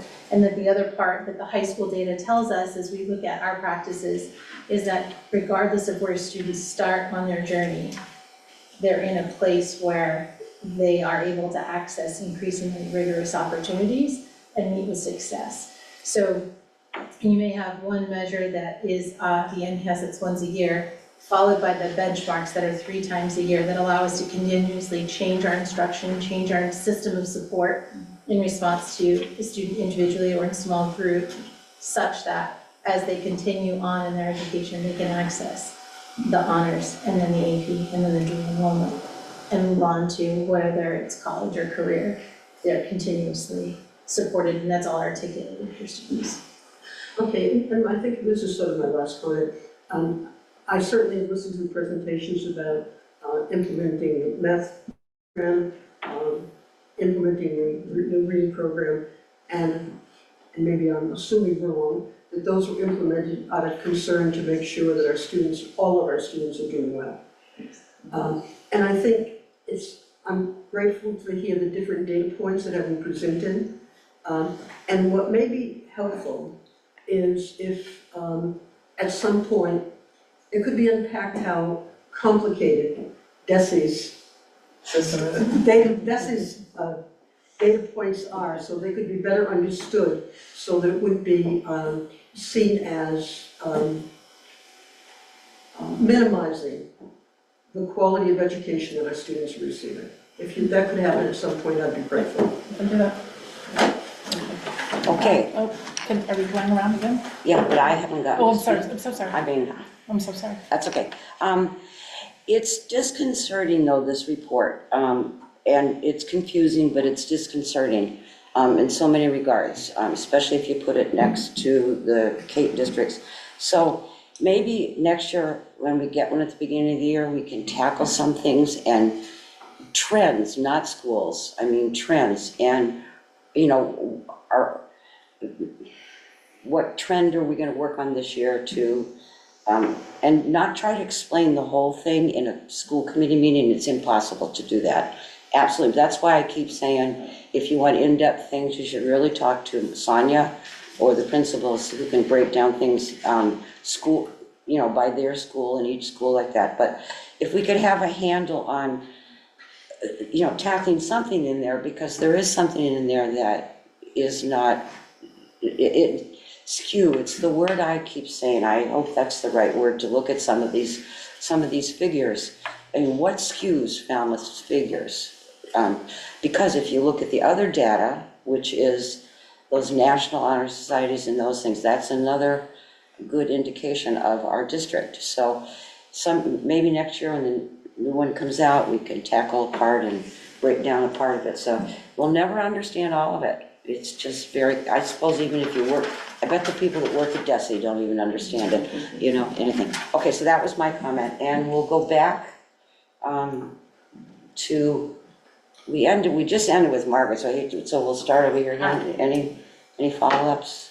Yeah, I think for me, I appreciate hearing, kind of all the successes in the district and what's going well. And I think for me, I would like to, because I took a quick look at this too, and it would be nice to have an understanding of all the data, just looking at everything and see exactly where we are, because it's just data. So, I feel like as part of our purview, it is to make sure that our students, when they leave our system, they're competing with students from every other district here. So to see how they compare with those students on some kind of level that looks at each school fairly and equitably. And then, the other part of it for me too is we have 4 elementary schools, and I'm not sure if that blurs the lines between what's in our purview and what's under the administration, but also looking to make sure that our elementary schools are all performing equitably as well. So,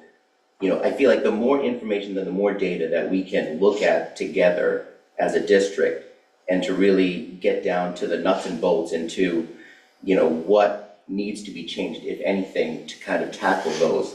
I feel like at the high level, that's kind of our purview, and then at the lower level, for the administration to kind of carry that out. But that's kind of where I'm at. Thank you. Okay. So, I agree in regards to we need information in layman's terms, if possible, in regards to the criteria that DESE designates and their formulas, et cetera, and how they make determinations on things. So in the future, perhaps something like that to help us understand. Just as an example, with East Falmouth getting the award recently, that shows that there's a complex formula there. So, thank you. A couple of points. First of all, this is public data, and so it's rather disturbing to hear that there's such a reluctance to talk about it. I mean, it's data from the state. We should be embracing it. We should be talking about it. We are our charge, yes, we spend time on talking about buildings. We spend time on talking about steel cows and composting and other things which are important, but there's nothing more important than are the students of Falmouth learning, particularly compared to other districts. And, if the school committee is unwilling to take that on, or reluctant to take that on, I mean, I don't even know what to say at this point. It's our responsibility to do that, and it's really disappointing that that there is such a reluctance to do that. Melissa? No, thank you. Mike? I'm gonna echo my previous statement, and I'm gonna echo what Chris said. Yeah, equitability at the all school level, but also I still need to see stuff more like laid out when you all were talking, that's it. Katrina? When you said earlier, Terry, that we would never be able to understand it in a meeting, I would reiterate what I said, I think at our last meeting, that the Mashpee superintendent went through this data with her school committee and laid it all out in a meeting, so that is possible. The equity issue that Chris and Mike have mentioned is where I was going with that, and the only number that I looked at here in these charts is that one number that shows how you are improving against yourself. So it's your accountability to yourself, your own goals. So yes, the report is complicated. There is a lot in there, but I was looking at one number. It is the cumulative number, and you can track it over time. That's all I looked at. It's not that complicated. Yeah, I'm a little uncomfortable with the notion that anyone on this committee is not interested in what students are learning. And I really feel that that's an indictment of all of us, and I certainly am very interested in what students are learning. My concern is, and I want to be very clear again, DESE has one report, that is one data report.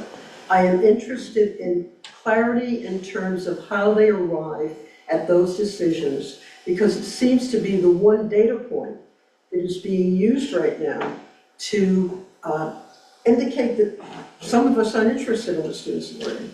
I mean, I think I've been at schools, I've listened, I've been in classrooms, and yes, we need to understand that, but we need to understand that there are other data points. And I believe our role, and I think I really think that this is important, and it certainly took me years to figure this out, is in terms of my role as a school committee member, is I'm responsible to look at what's a problem and to find out how that problem is being addressed, not detailing, not nitpicking and not blaming. And so I really think that finding our lane and staying in our lane is really important, and I want everyone here to know that I care painfully what every student is learning, and I care painfully and find it objectionable that anyone would say that is not true of any of us sitting on that on the school committee. I have one more thing to say, and it was something was said to me, because I listen to a lot of people. I listen to everyone here, but I also listen to a lot of other people.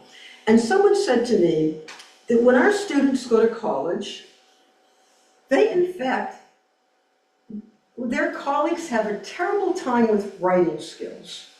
And our students go, what's the problem? Because our students are so well trained in writing when they get out of our schools.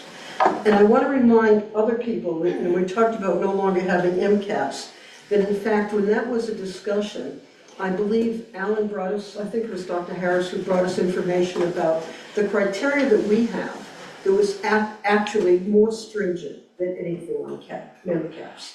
And I think these are the kind of data points that we have to look at in a larger frame. Thank you. Okay. All right, thank you very much. Terry, do you want to listen? No, I said what I want to say, no, thank you. I know I do get, I hope it's not Alzheimer's.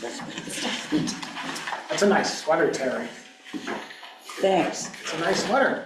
That's because you want to ask 4 questions next No, time. no, no, right? I'm giving Lori time to sit down. Oh, yeah. That's it, you know? Thank you, Mike. Yeah. Okay. All right, so this agenda was carried over from the Blizzard meeting. So we should have taken out the update from Henry. So that's no reason other than it was part of that meeting and was not supposed to be referenced. Next, we'll hear from Sandy. All right, thank you. So I just wanted to highlight a few areas from student services. To begin with, you may all know that we have some affiliation agreements across the Cape, one of which is with the Cape Cod Community College, specifically the nursing program, which has actually tripled in size over the past couple of years. So this year, our school nurses are currently providing approximately 38 nursing students the opportunity to observe the school nurse in their role this semester. So that's a pretty great opportunity for the students, of course. And I really appreciate our school nurses, taking the time to do that and provide the students with that opportunity so that they can see what it's like to be in the role of the school nurse. Preschool applications are currently available, which I'm sure you're all aware.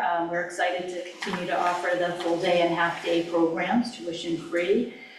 We've had also most recently, we've started developing a leadership group to look at some new curriculum for preschool. So we're in the early stages.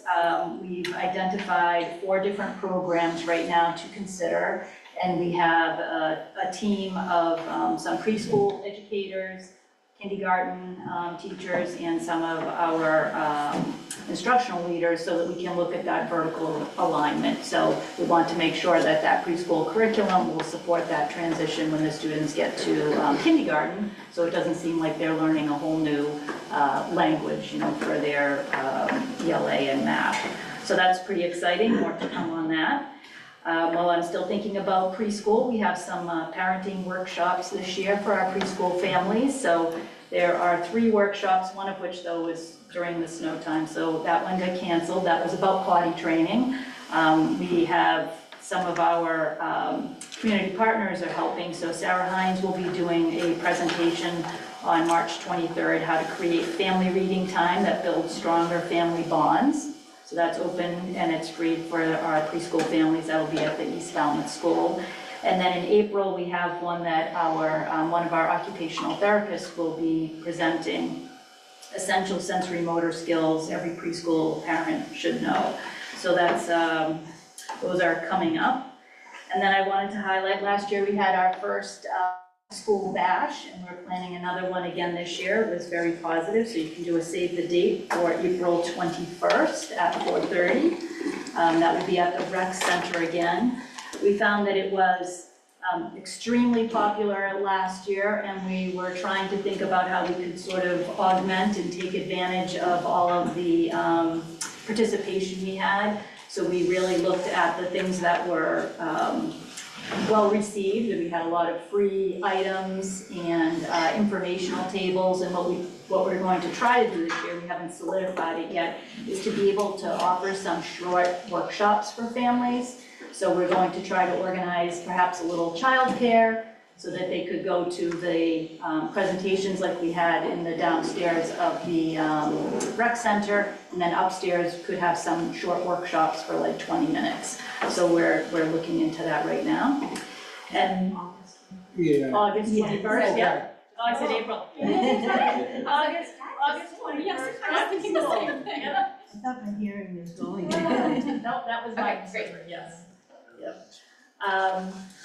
And then we're planning for our extended school year program for students. So we've hired Jackie Meyer. She's a teacher at the North Falmouth School. She'll be our coordinator for the program this year. So all those job postings are up, and we'll be hiring and getting ready. We have that program at the Falmouth High School. Has any questions?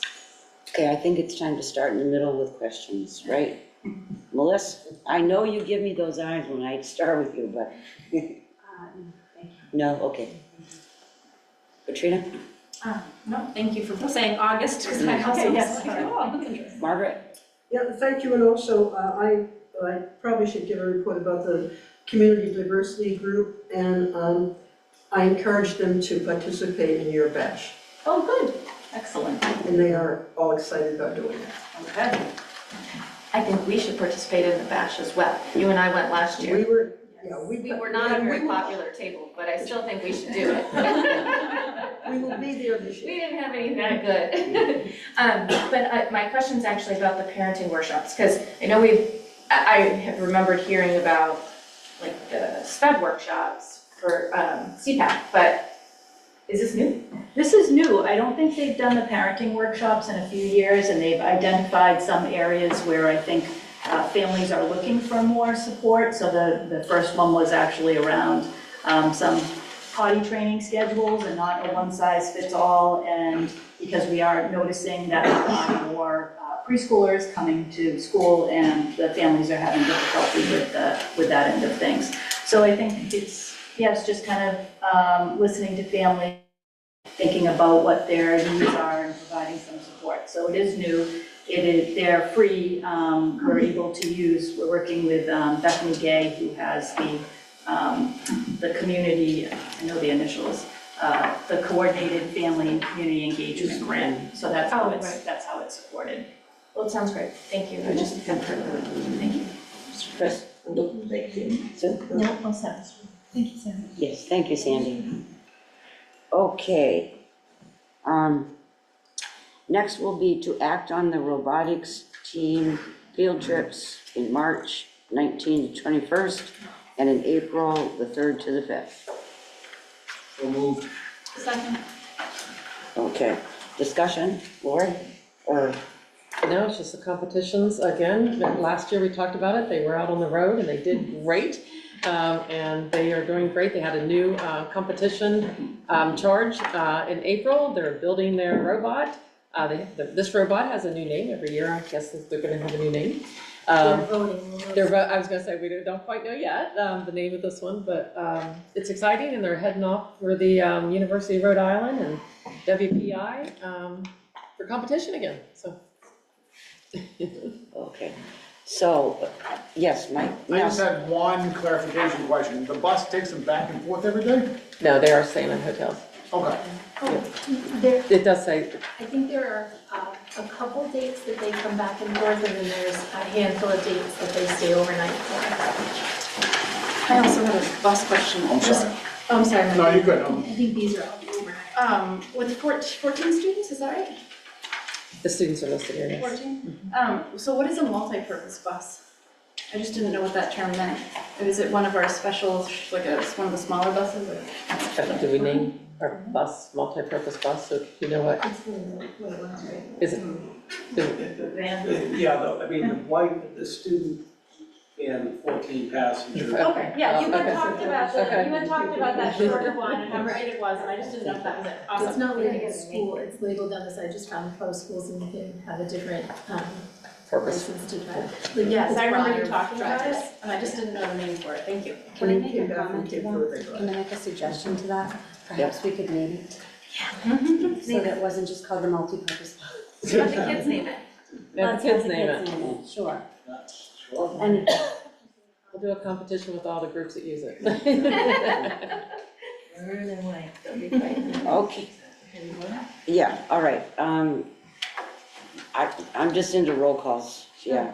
Sure, yes, sorry, well, Jess. Lumping, yes. Augusta, yes. Oh, yes. Liskey, yes. Feeling yes. Nevin, yes. Susan, yes. Okay. Badira's yes, too, so it's unanimous. Okay. Next up on the agenda is to act on choosing 2 members of our committee to be on the school building committee. So the first thing I would like to do is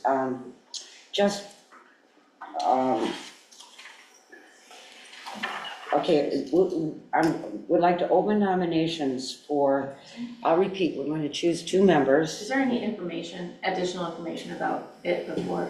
I'm just wondering if we have any information about being on the building committee before we start the process. Okay, Lori, who's Do we know been in what to sign up contact with for? them? Sure, so the building, the school building committee is a requirement of MSBA.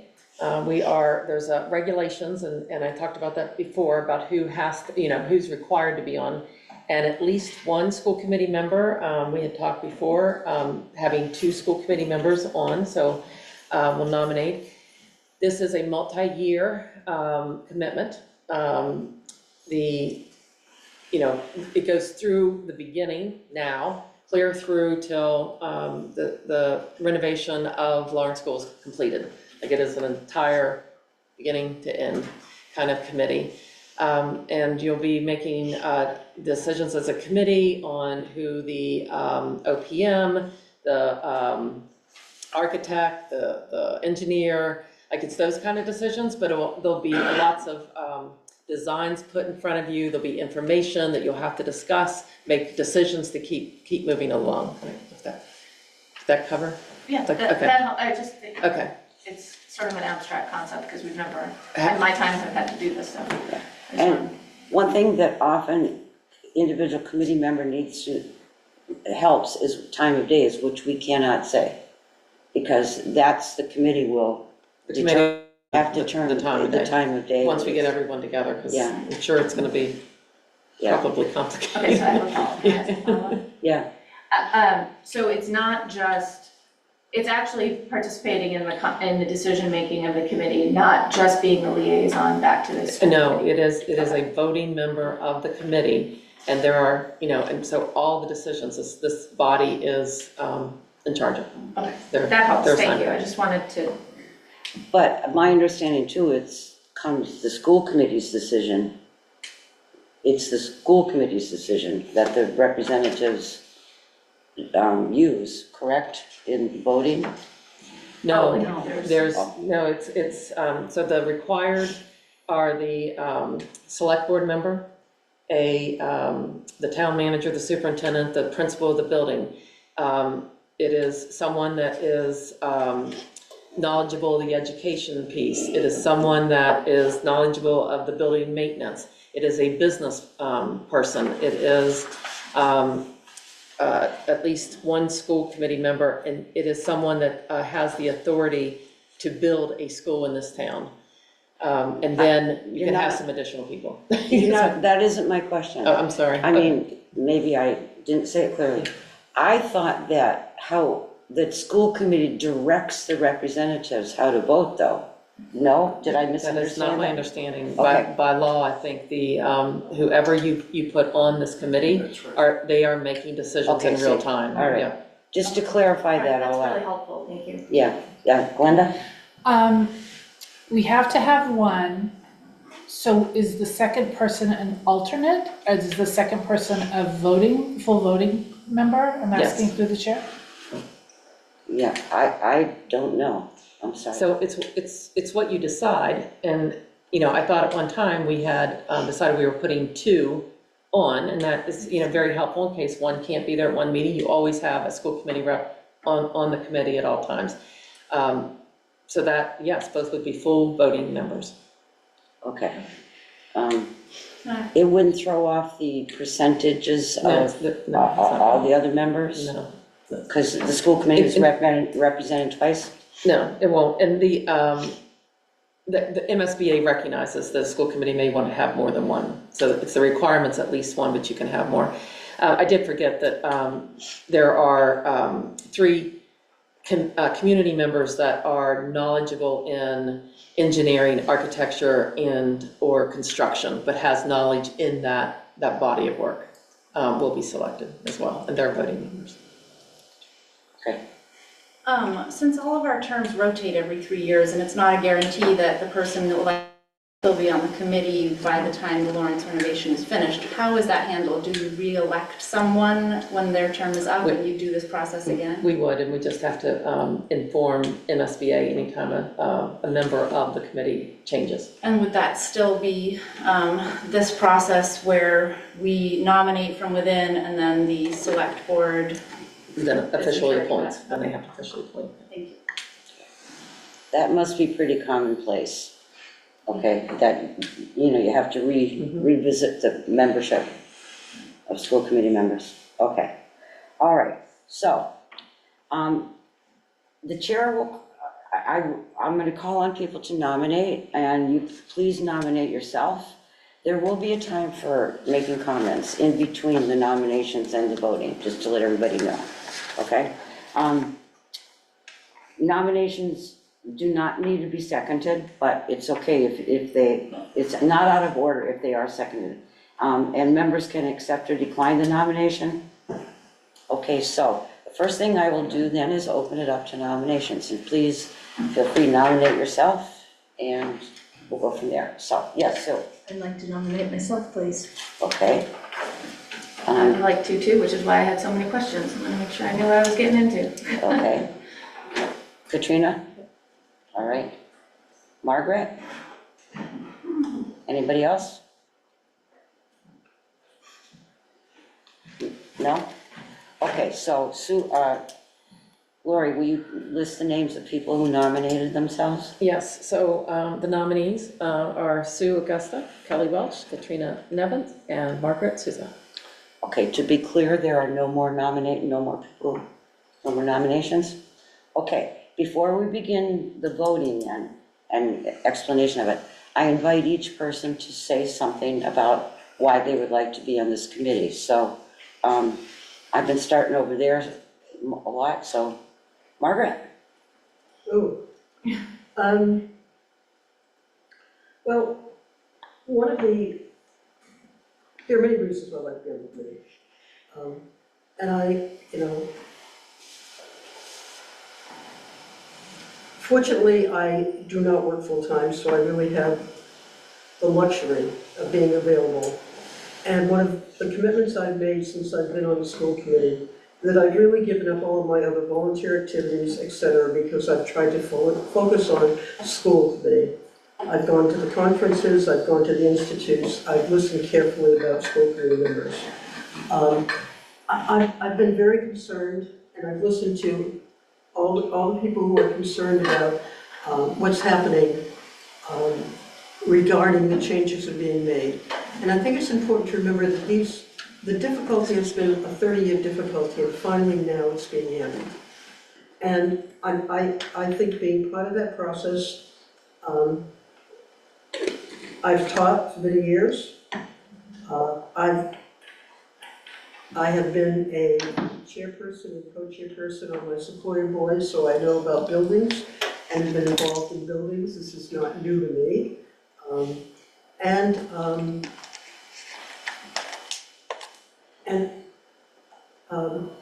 If I'm supposed to give things I've done in the past, I don't know what to do about that. What I want to say is, I would hope that everyone on this committee knows the strong commitment I have to the Falmouth school system and to everything about it. And anything I can do to contribute to enhance this school system is why I'm here and why I would like to be on the committee. Thank you. Okay. Katrina? I really enjoyed going to the Building Needs Task Force meetings. I appreciated the conversations that they had in those meetings. They were different, similar to these ones, but different, and I loved there was a wider array of voices to hear from. The idea of being on a committee that is working cooperatively and collaboratively from all angles of our community really speaks to me, and I think that would be a rich and engaging community project to be part of. Personally, my son will be in 5th grade, going into 5th grade in 2032, when the building would conceivably be opening, and my daughter would be entering 8th grade that year. So the project is quite personal and something that I just would love to be part of the broader community working on a school initiative. It's something that is very, very compelling to me, and I would really love the opportunity. Okay, thank you. Sue? Hi. During my tenure as a member of the school committee, I previously served for 10 years as a member of the original School Building Needs Committee. It was during that time that renovations and additions were planned for 4 of our schools. In fact, when I was given the Lifetime Achievement Award from the Massachusetts Association of School Committees, my involvement in those projects was cited. During my working career, I was involved with the following. As administrative assistant to the president of the Oceanographic Institution, I was charged with note-taking and distribution of such to the directorate regarding briefing meetings with contractors and project managers during construction of the Clark Laboratory. I also was employed by the town of Mashpee as secretary to their Mashpee High School Building Committee. My husband and I have served as general contractors for several homes we have built for ourselves and also for several spec homes. Please note that for previous school projects, school committee members were not appointed to the building committee. However, I served as liaison between the building committee and the school committee. Just a little trivia about myself. I am a daughter of a general contractor that built over 200 homes and many large commercial projects in Falmouth. As a young person, I spent a considerable amount of time working for his company. I married a Falmouth native that has completed 55 years in the construction industry, and I have a son who works for a large contractor in Falmouth as a project manager. So, as a result, I have developed a network of my own personal consultants if I'm not understanding something. As one who has had a lifetime of conversations, observations, and participation in construction, I feel I will be comfortable serving on the committee. As the meetings with architects, contractors, and project managers will be held during the working day, it is essential that members of the building committee be available then. I am able to. Thanks. Well, Lord, I don't want to follow that.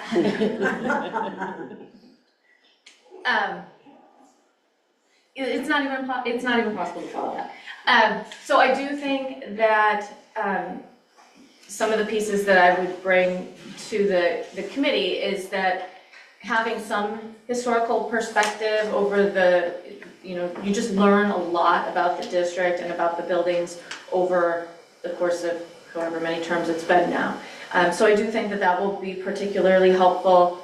I am not at all averse to blueprints. We've dealt with that in our own home, so I'm familiar with that piece, and I know that's going to be a big piece of the conversation, so I'm not nervous about that. I do look forward to working with a lot of people that I've worked with previously or know who have already been selected to participate in this committee, so that would be wonderful.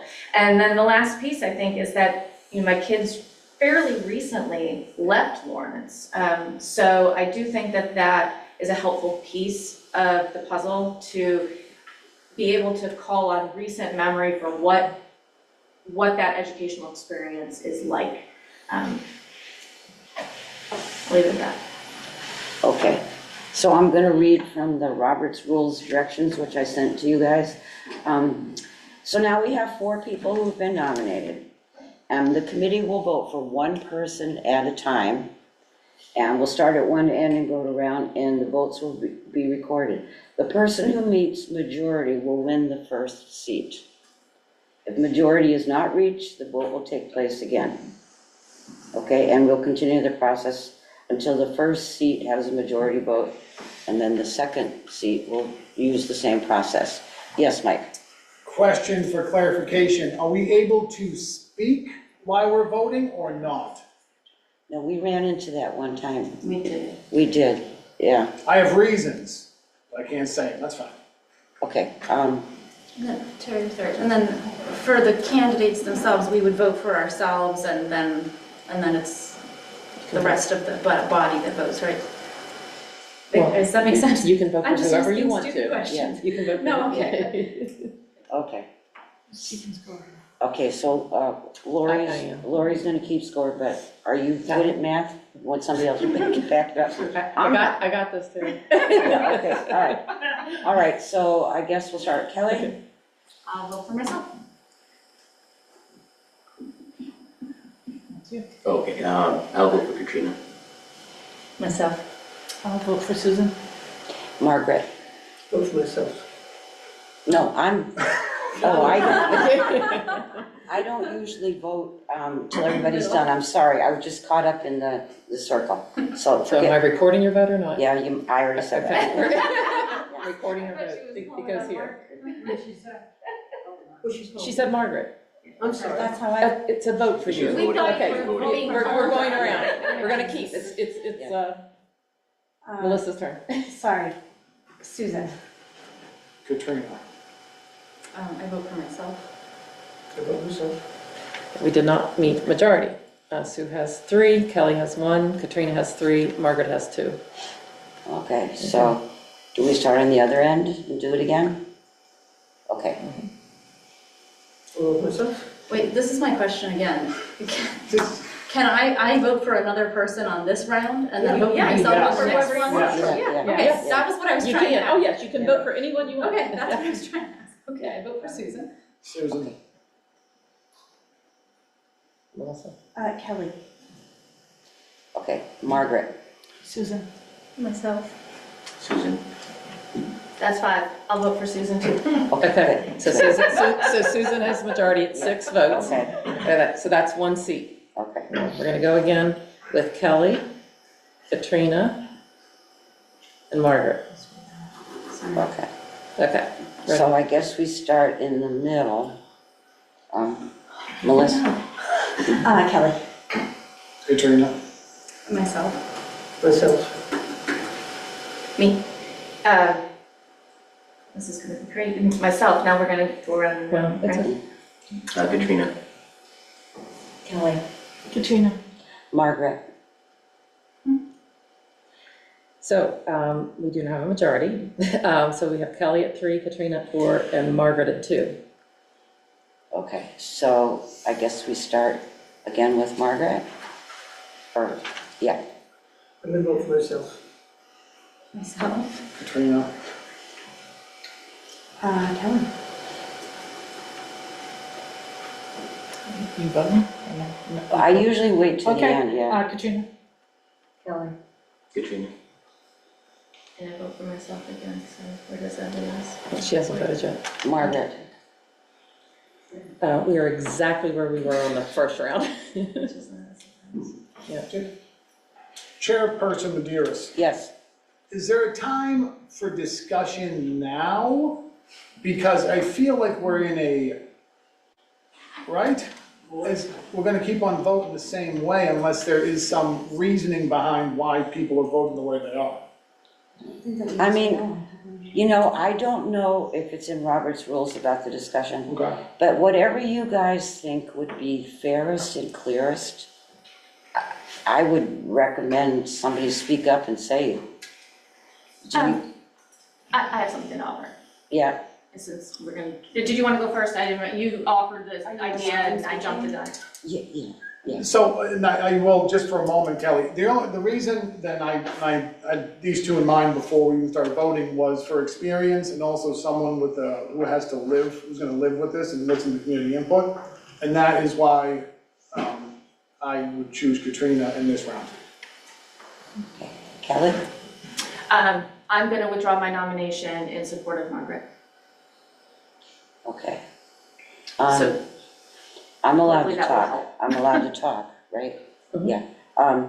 Yeah, I know Margaret really can do any time of day, timeframes for meetings, and I know she has done a lot of extra things. I think more than anybody on this committee since in the last couple of years. I think she has been more subcommittees. So, and I think she's in it for the long haul, so that's why I would, so I keep voting for Margaret. So, Well, hopefully we'll get progress now. okay, so now, I forget where we start. Kelly? Margaret. Okay. Katrina. Margaret. Katrina. Margaret? Margaret. Katrina. Myself. Oh, me. And we reached majority with Margaret. At 5, Yes, Katrina had 4. Yeah. So our All two right, you're committee gonna have to members fill are me in Sue all and the time, Margaret. because I really wanted it. I'm so sorry. It's all good. Okay. All righty. Good.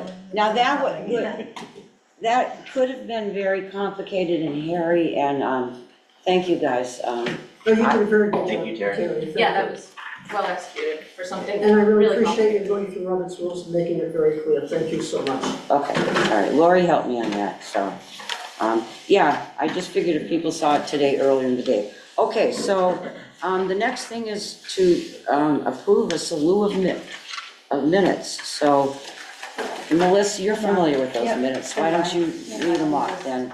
Yep. And I'm not allowed to suggest a seconder, but it could be the person gonna be next to the you. same. Yeah, Okay, so I will make a motion, and we're gonna, do these individually.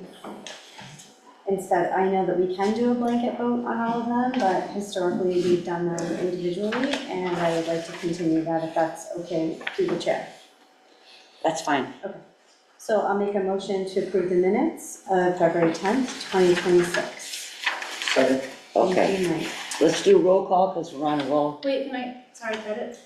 The last line of this one's, I had written down, it says, motion carries with edit, and I think it just is copying from the beginning of it. At least that's what I saw on the computer. Motion carries with edit was at the end, like the motion to adjourn, but I'm, Page 5 and 5. Yep, you got it. there we go.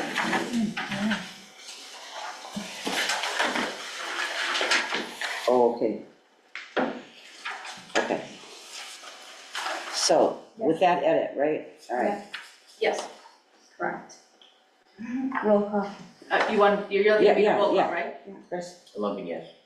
Augusta, yes. Oh, yes. Wolski, yes. Neil, yes. Nevin, yes. Susan. And Madeira's yes, so that's unanimous.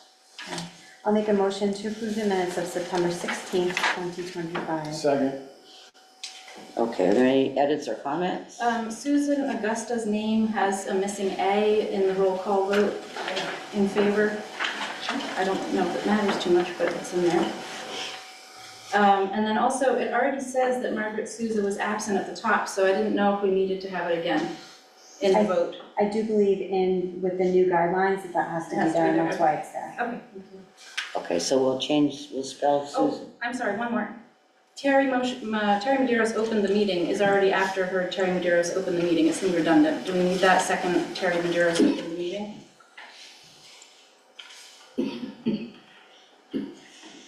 Since we already heard Terry Medeiros open the meeting? Maybe not. Yeah, I guess we can scratch that out. You get that, Sharon? Yep, got it. Okay. Keep it rolling. Okay, so we have okay. Cal? Well, yes. Lumping, yes. Augusta, yes. Oh, yes. Wolski, yes. Neil, yes. Nevin, yes. Susan, yes. Madeira's yes, unanimous. July 8th. I'd like to make a motion to approve the minutes of July 8th, 2025, regular meeting minutes and retreat minutes. Second. That the meeting began at 6:32, then we entered executive session, and then somehow when we reopened the public meeting, it's still 6:32. 7:32. 7, okay. And then at the top it says Mike Halen is absent, but then further down it says he's making motions. He was tardy. I don't have the times in front of me. I can get with Sharon on that. Okay. I think that was it. Okay, just that, Yep, that's it. okay. So an edit, which Melissa will go over with Sharon again. All right. Cal? Well, yes. Lumping, yes. Augusta, yes. Oh, yes. Let's keep yes. Neil, yes. Nevin, yes. Susan. Okay, Madeira's yes, it's unanimous. I'd like to make a motion to approve the minutes of March 6th, 2025. Second. March 6th. Oh, yeah, there's out of order. Okay. Mark, it's just the next page. Sorry, I'm going based on the agenda, not on the. Yeah, yeah. She did That's both, okay. she did both of this last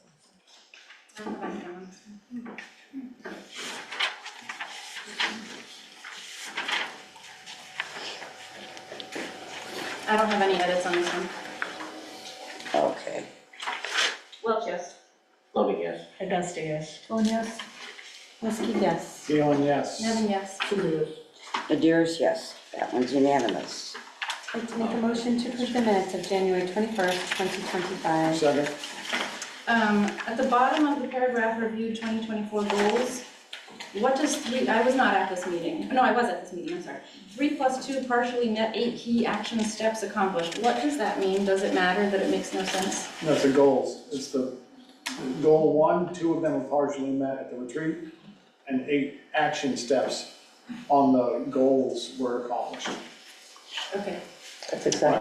That was good. When you say it that way, it made sense. It looked like word salad to me. And partially met because this was in January, so we still had 6 months to fully meet. Right. Yeah. Thank you, Mike. I have a big edit on this one. The edit, also, we don't have with these minutes, the stuff that goes with our meetings, you know? The what- packet, The like packet, I mean, inserts, yeah. we don't have the things that were used at this meeting. One of the things that was used at this meeting was the legal definitions of social media use from Mary Gans. And we did discuss that page. We took turns reading off of the page. So I think we have to say read excerpts from the legal document that we received from Mary Gans about social media usage. Is everybody? Yeah, Yeah, you're okay. 100% right, we did that. We did that. And then there is the question of, do we need to attach to all our minutes, the documents? Yeah, Sharon We always do. puts it At the bottom, it should be Okay, there. all right. Because they aren't, So in this particular minutes, there's not, Yeah, not noted. that's a new one, so she'll have to add it. okay, all right. Okay, so with that big edit, are there any other edits? Okay, Kel? Well, yes. Voting yes. Augusta, yes. Cohen, yes. Muskie, yes. Neil, yes. Nevin, yes. Susie, yes. Maderas, yes. I'd like to make a motion to approve the minutes of May 7th, 2024. So moved. Second. Okay, are there any edits? Well, yes. Voting yes. Augusta, yes. Cohen abstained. Yeah, abstain, yes, that was my question, sorry. I'm sorry, did you say you I did abstained? abstain. Thank you very much. Muskie, yes. Neil, yes. Nevin abstain. Susie, yes. Maderas, yes. So it's, 7 said, well, you have to write all their names. I got it. Yeah, okay. I'd like to make a motion to approve the minutes of August 13th, 2024. Second. Are there any edits? Well, Kel? yes. Loving yes. Augusta, yes. Cohen, yes. Muskie, yes. Neil, yes. Nevin, yes. Susie, yes. Maderas, yes. Okay. I'd like to make a motion to approve the minutes of February 28th, 2020. Second. Okay, any edits? Cal? Well, yes. Loving abstain. Augusta abstain. Cohen abstained. Muskie, yes. Neil, yes. Nevin abstain. Susie, yes. Maderas, yes.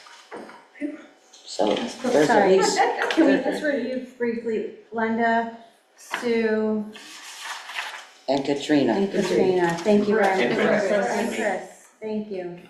So that's 4 people abstained, but Yeah, we 5, still made it. 5, so it passed, okay. And I think we missed July 8th. No, we did. No, we got it. We got it? We got it, Oh, both okay. of them. Sorry. Did that in the retreat. Together. Oh, together. Right, thank you. Okay, so committee reports. Anybody have a report? Margaret? Yeah, okay, let's start with the supervisory evaluation committee. Just some changes, Glenda had done the front-loading work, and so in fact, Chris and I will do the follow-up work for the evaluation. Chris will be doing the counting, and I will check him. I will start doing the commentary, and then he and I will work together on that.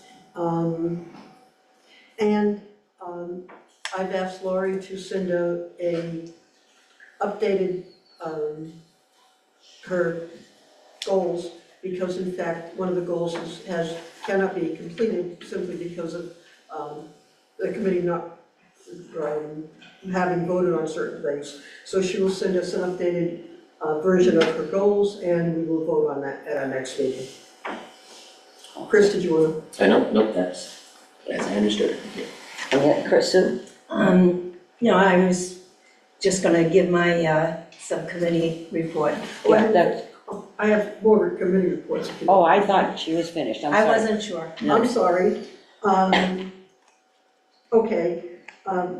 Also, I've been privileged to join the Community Support for the Diversity Committee. That's not the name of it. It has a special name. But it was a wonderful meeting. That's where I had recommended they go to the day. But they also have done a wonderful job at that meeting. And I'm sorry, Henry's not here to help me. They talked about how food has really opened up the discussions in every school. And it's very impressive that our community members are participating in every school. And we have a community member in every school. Sienna is also doing a diversity and restitution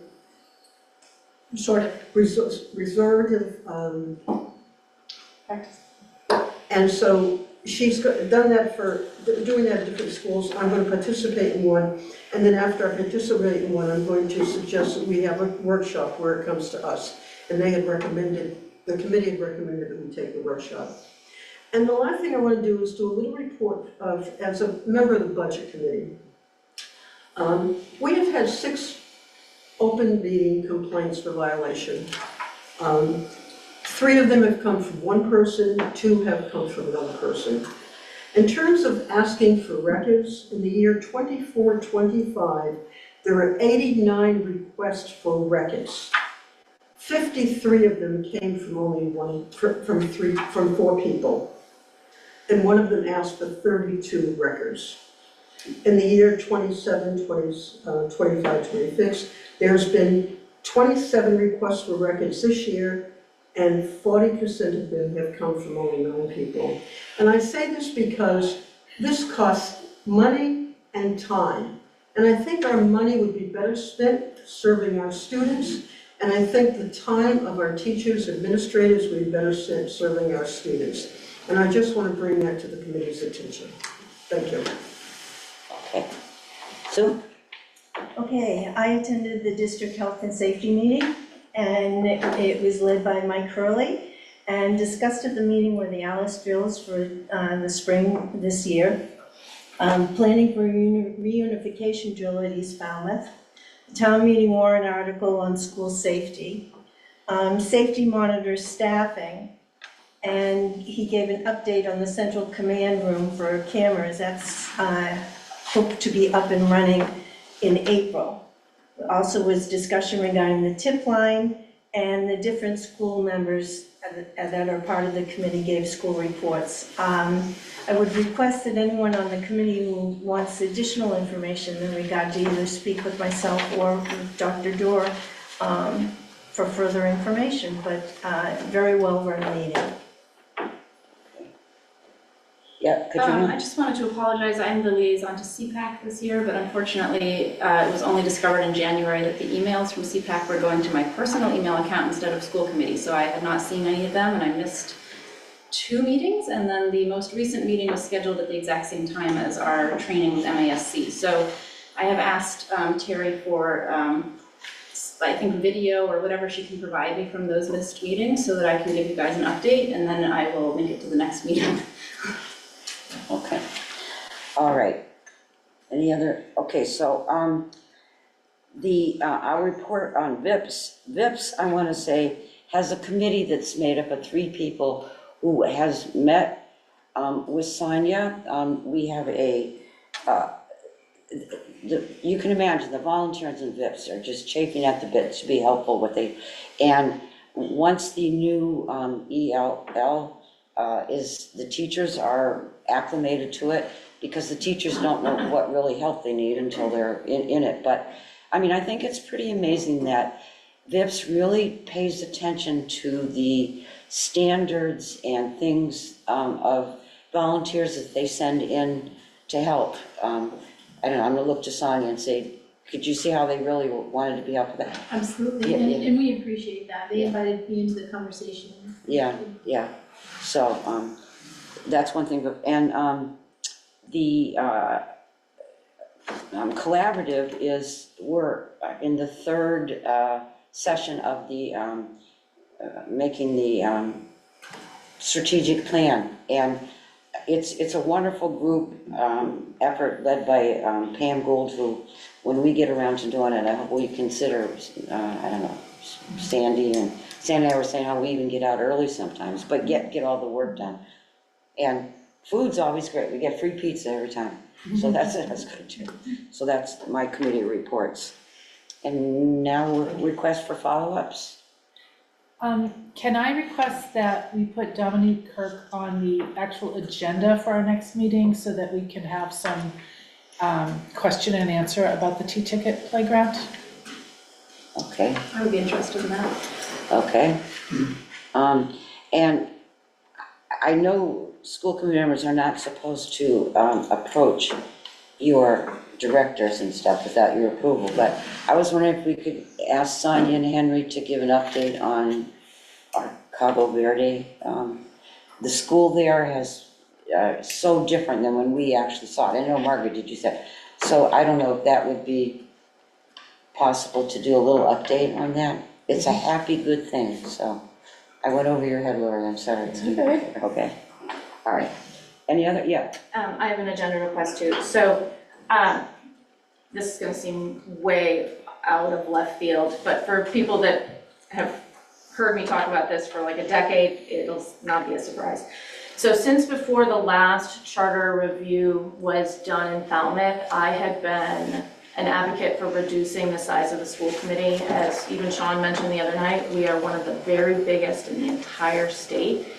And I would like to request an agenda item for us to talk about that. I've started collecting a little bit of information about what it looks like to get smaller, especially to, you know, we've spent a lot of time over the last year and a half, fewer buildings, fewer kids, and I think it's only appropriate that we also look at ourselves. So I would like to talk about it amongst all of us. Okay. Yes, Melissa? Actually, Kelly stole my agenda request on the charter review, so I'll just reiterate my support of that agenda request. I too have casually talked about, since we've had the discussions of acknowledging that our attendance is down, that our population is down, I think it's only fair for us to do some self-reflection as well and have a real conversation about reducing the size of one of the largest committees in the state. I also have a request, and I don't know exactly how to have the request, sort of in the same sense of Glenda's request to have Ms. Kirk on our next agenda. I had, how do we ask for a playground line item in the budget? I don't know. I don't know if it's appropriate for me to ask that. I would like to just have the conversation, and I would like to also praise Mike for opening the conversation to float the money, because I had actually had that question myself. So thank you both for stealing my brain cells. That's great. But no, for real, I was on the outdoor classroom for East Falmouth School. You know, my kids are older now, sadly, and it's not so long ago that my kids were at East Falmouth and I went to East, and you know, growing up, and I'm gonna just give you a little history, a little historical knowledge. My parents were also chronic volunteers, and they were on the playground committee at East Falmouth School many, many decades ago. So seeing all of this and seeing one of our own playgrounds not in use is very upsetting to me. I applaud the Teaticket Playground Committee for doing the good work that they're doing. I applaud our district for doing as much as we can in the timely manner that we can. I just wish we could do it faster. Like, I wish that we could make this playground happen for them over April break, and I think that it's shameful that we can't, and I understand that we're bound by the state and the regulations, but it's it's so upsetting that these kids are, that don't have the things that they need. And I think that playgrounds they are not a luxury. They are 100% they should be a line item. They're 100% a need, a part of the curriculum. I don't care how it happens. Sorry, it's late. I just, I find play mandatory, especially at the elementary level. So I know that we're doing what we can, but I just really want to put on the record that I want to make sure that we do our due diligence with this. Margaret? I just want to support Kelly's notion. I think it's very important we have that conversation. There's various aspects to it. Committee members participate in committee weeks in other committee, and so we really have to have a broad and healthy conversation about how it would happen and how it would be developed. And I think it's important to have that conversation. Are you talking about reducing the size of the committee? I'm sorry? Are you talking about reducing? About the size of the committee, absolutely. Thank you. Okay, yeah. So for doing these requests, I'm following the advice we got from Sean and Glenn at our workshop to make them into motions for agenda requests so that the committee can voice by a vote. That was the recommendation that we got last Tuesday? Feels like a long time ago. So it's a little different, but that's the way I'm going to do it. So one of them was make a motion to place petition or warrant article to submit home rule petition to change town charter C4-4 to reduce the number of committee members from 9 to 7 on the recommendation of MASC for improved efficiency to an upcoming agenda. It's clunky. You guys have already asked for it. We don't have to make a motion on that one if you don't want to. It was on my list. If you would like to vote on it, that would be the official way to get it on the agenda. Is it to put it on the agenda? It doesn't mean you're voting. It's to put something on the agenda. It's helpful to have the whole committee vote whether they want it on the agenda so it doesn't just float around as a repeat request. Okay. I agree with that. That's good. Okay. All right, so there's a motion, a second? I'll second that. Okay. The one that asked. So who would like to see this on the agenda? Let's try to make this quick, all right? Can I just discussion about this? No, not now, because, no. You can't really discuss it, right? Yeah, you No, it's can't just a discuss motion. it. Yeah, it's just a motion. Put it on the Just agenda. put it on the agenda, We will yeah. discuss, just put it on the agenda at the time. Yeah. Yeah, but Sean and Glenn had said that what we should do is ask the chairperson for the agenda, and if they don't put it on the next meeting, then do this. So with the new agenda item, I think we should be leaving it to the chair to put it on. That's a good point. That's what Sean and Glenn had mentioned, and if they don't put it on after the next meeting, then you do this. Yes. All right, that is what he said, you're right, good. All right, so moving on. I make a motion to place discussion of returning administration building to the town to our next meeting agenda. I'll second that. How is this one different than the other It's a one? repeat request. I've asked for it as follow-up since November. And it has not appeared on an agenda, Okay, so all right. it's how they recommended. Okay, so we'll vote on it then, all right? No, according to what Mike just said. No, but that would be for new agenda items, which that one was just brought up. This one I've been talking about since Isn't this part of November. our protocol? Like, I feel like this is. All right, so that means that item has to be on the next, Or you could say upcoming agenda. It If we doesn't have vote to be on on the it, we have next, to but vote then it means that we want it as a body to be on an agenda, okay, so, as a discussion. all right, so now we could vote for it now or vote it down now, right? Okay, Well, I'm sorry, I seconded it, but just to keep the same thing up, because we just learned this stuff, we just heard it from Sean and Glenn last meeting, I would recommend that we give all the requests to the chair, and then next meeting, we do it. Even though you have asked this before, just to be more consistent with everything. And try not to go back. Yeah, okay, so, but we agree that starting at the next meeting, that's the way we'll do it? Is that what we are saying?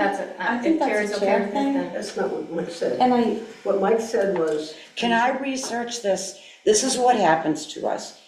None of us are 100% certain. Okay. Let me research it. Thank you. You can trust me that I won't lie to do what I want to do, because you might have noticed lately, I'm pretty uncommitted about things, so. All right, so I I'll will convert these into research- requests for follow-up. I will research what happens with people making requests. All right, Okay. so my requests for follow-up are as follows. I would like to have a discussion of returning the administration building to the town. I would like to ditto what Kelly and others said about the charter. I would like to have a discussion about hiring a consultant or a vendor to examine redrawing of boundary attendance lines for the elementary schools. That's 3.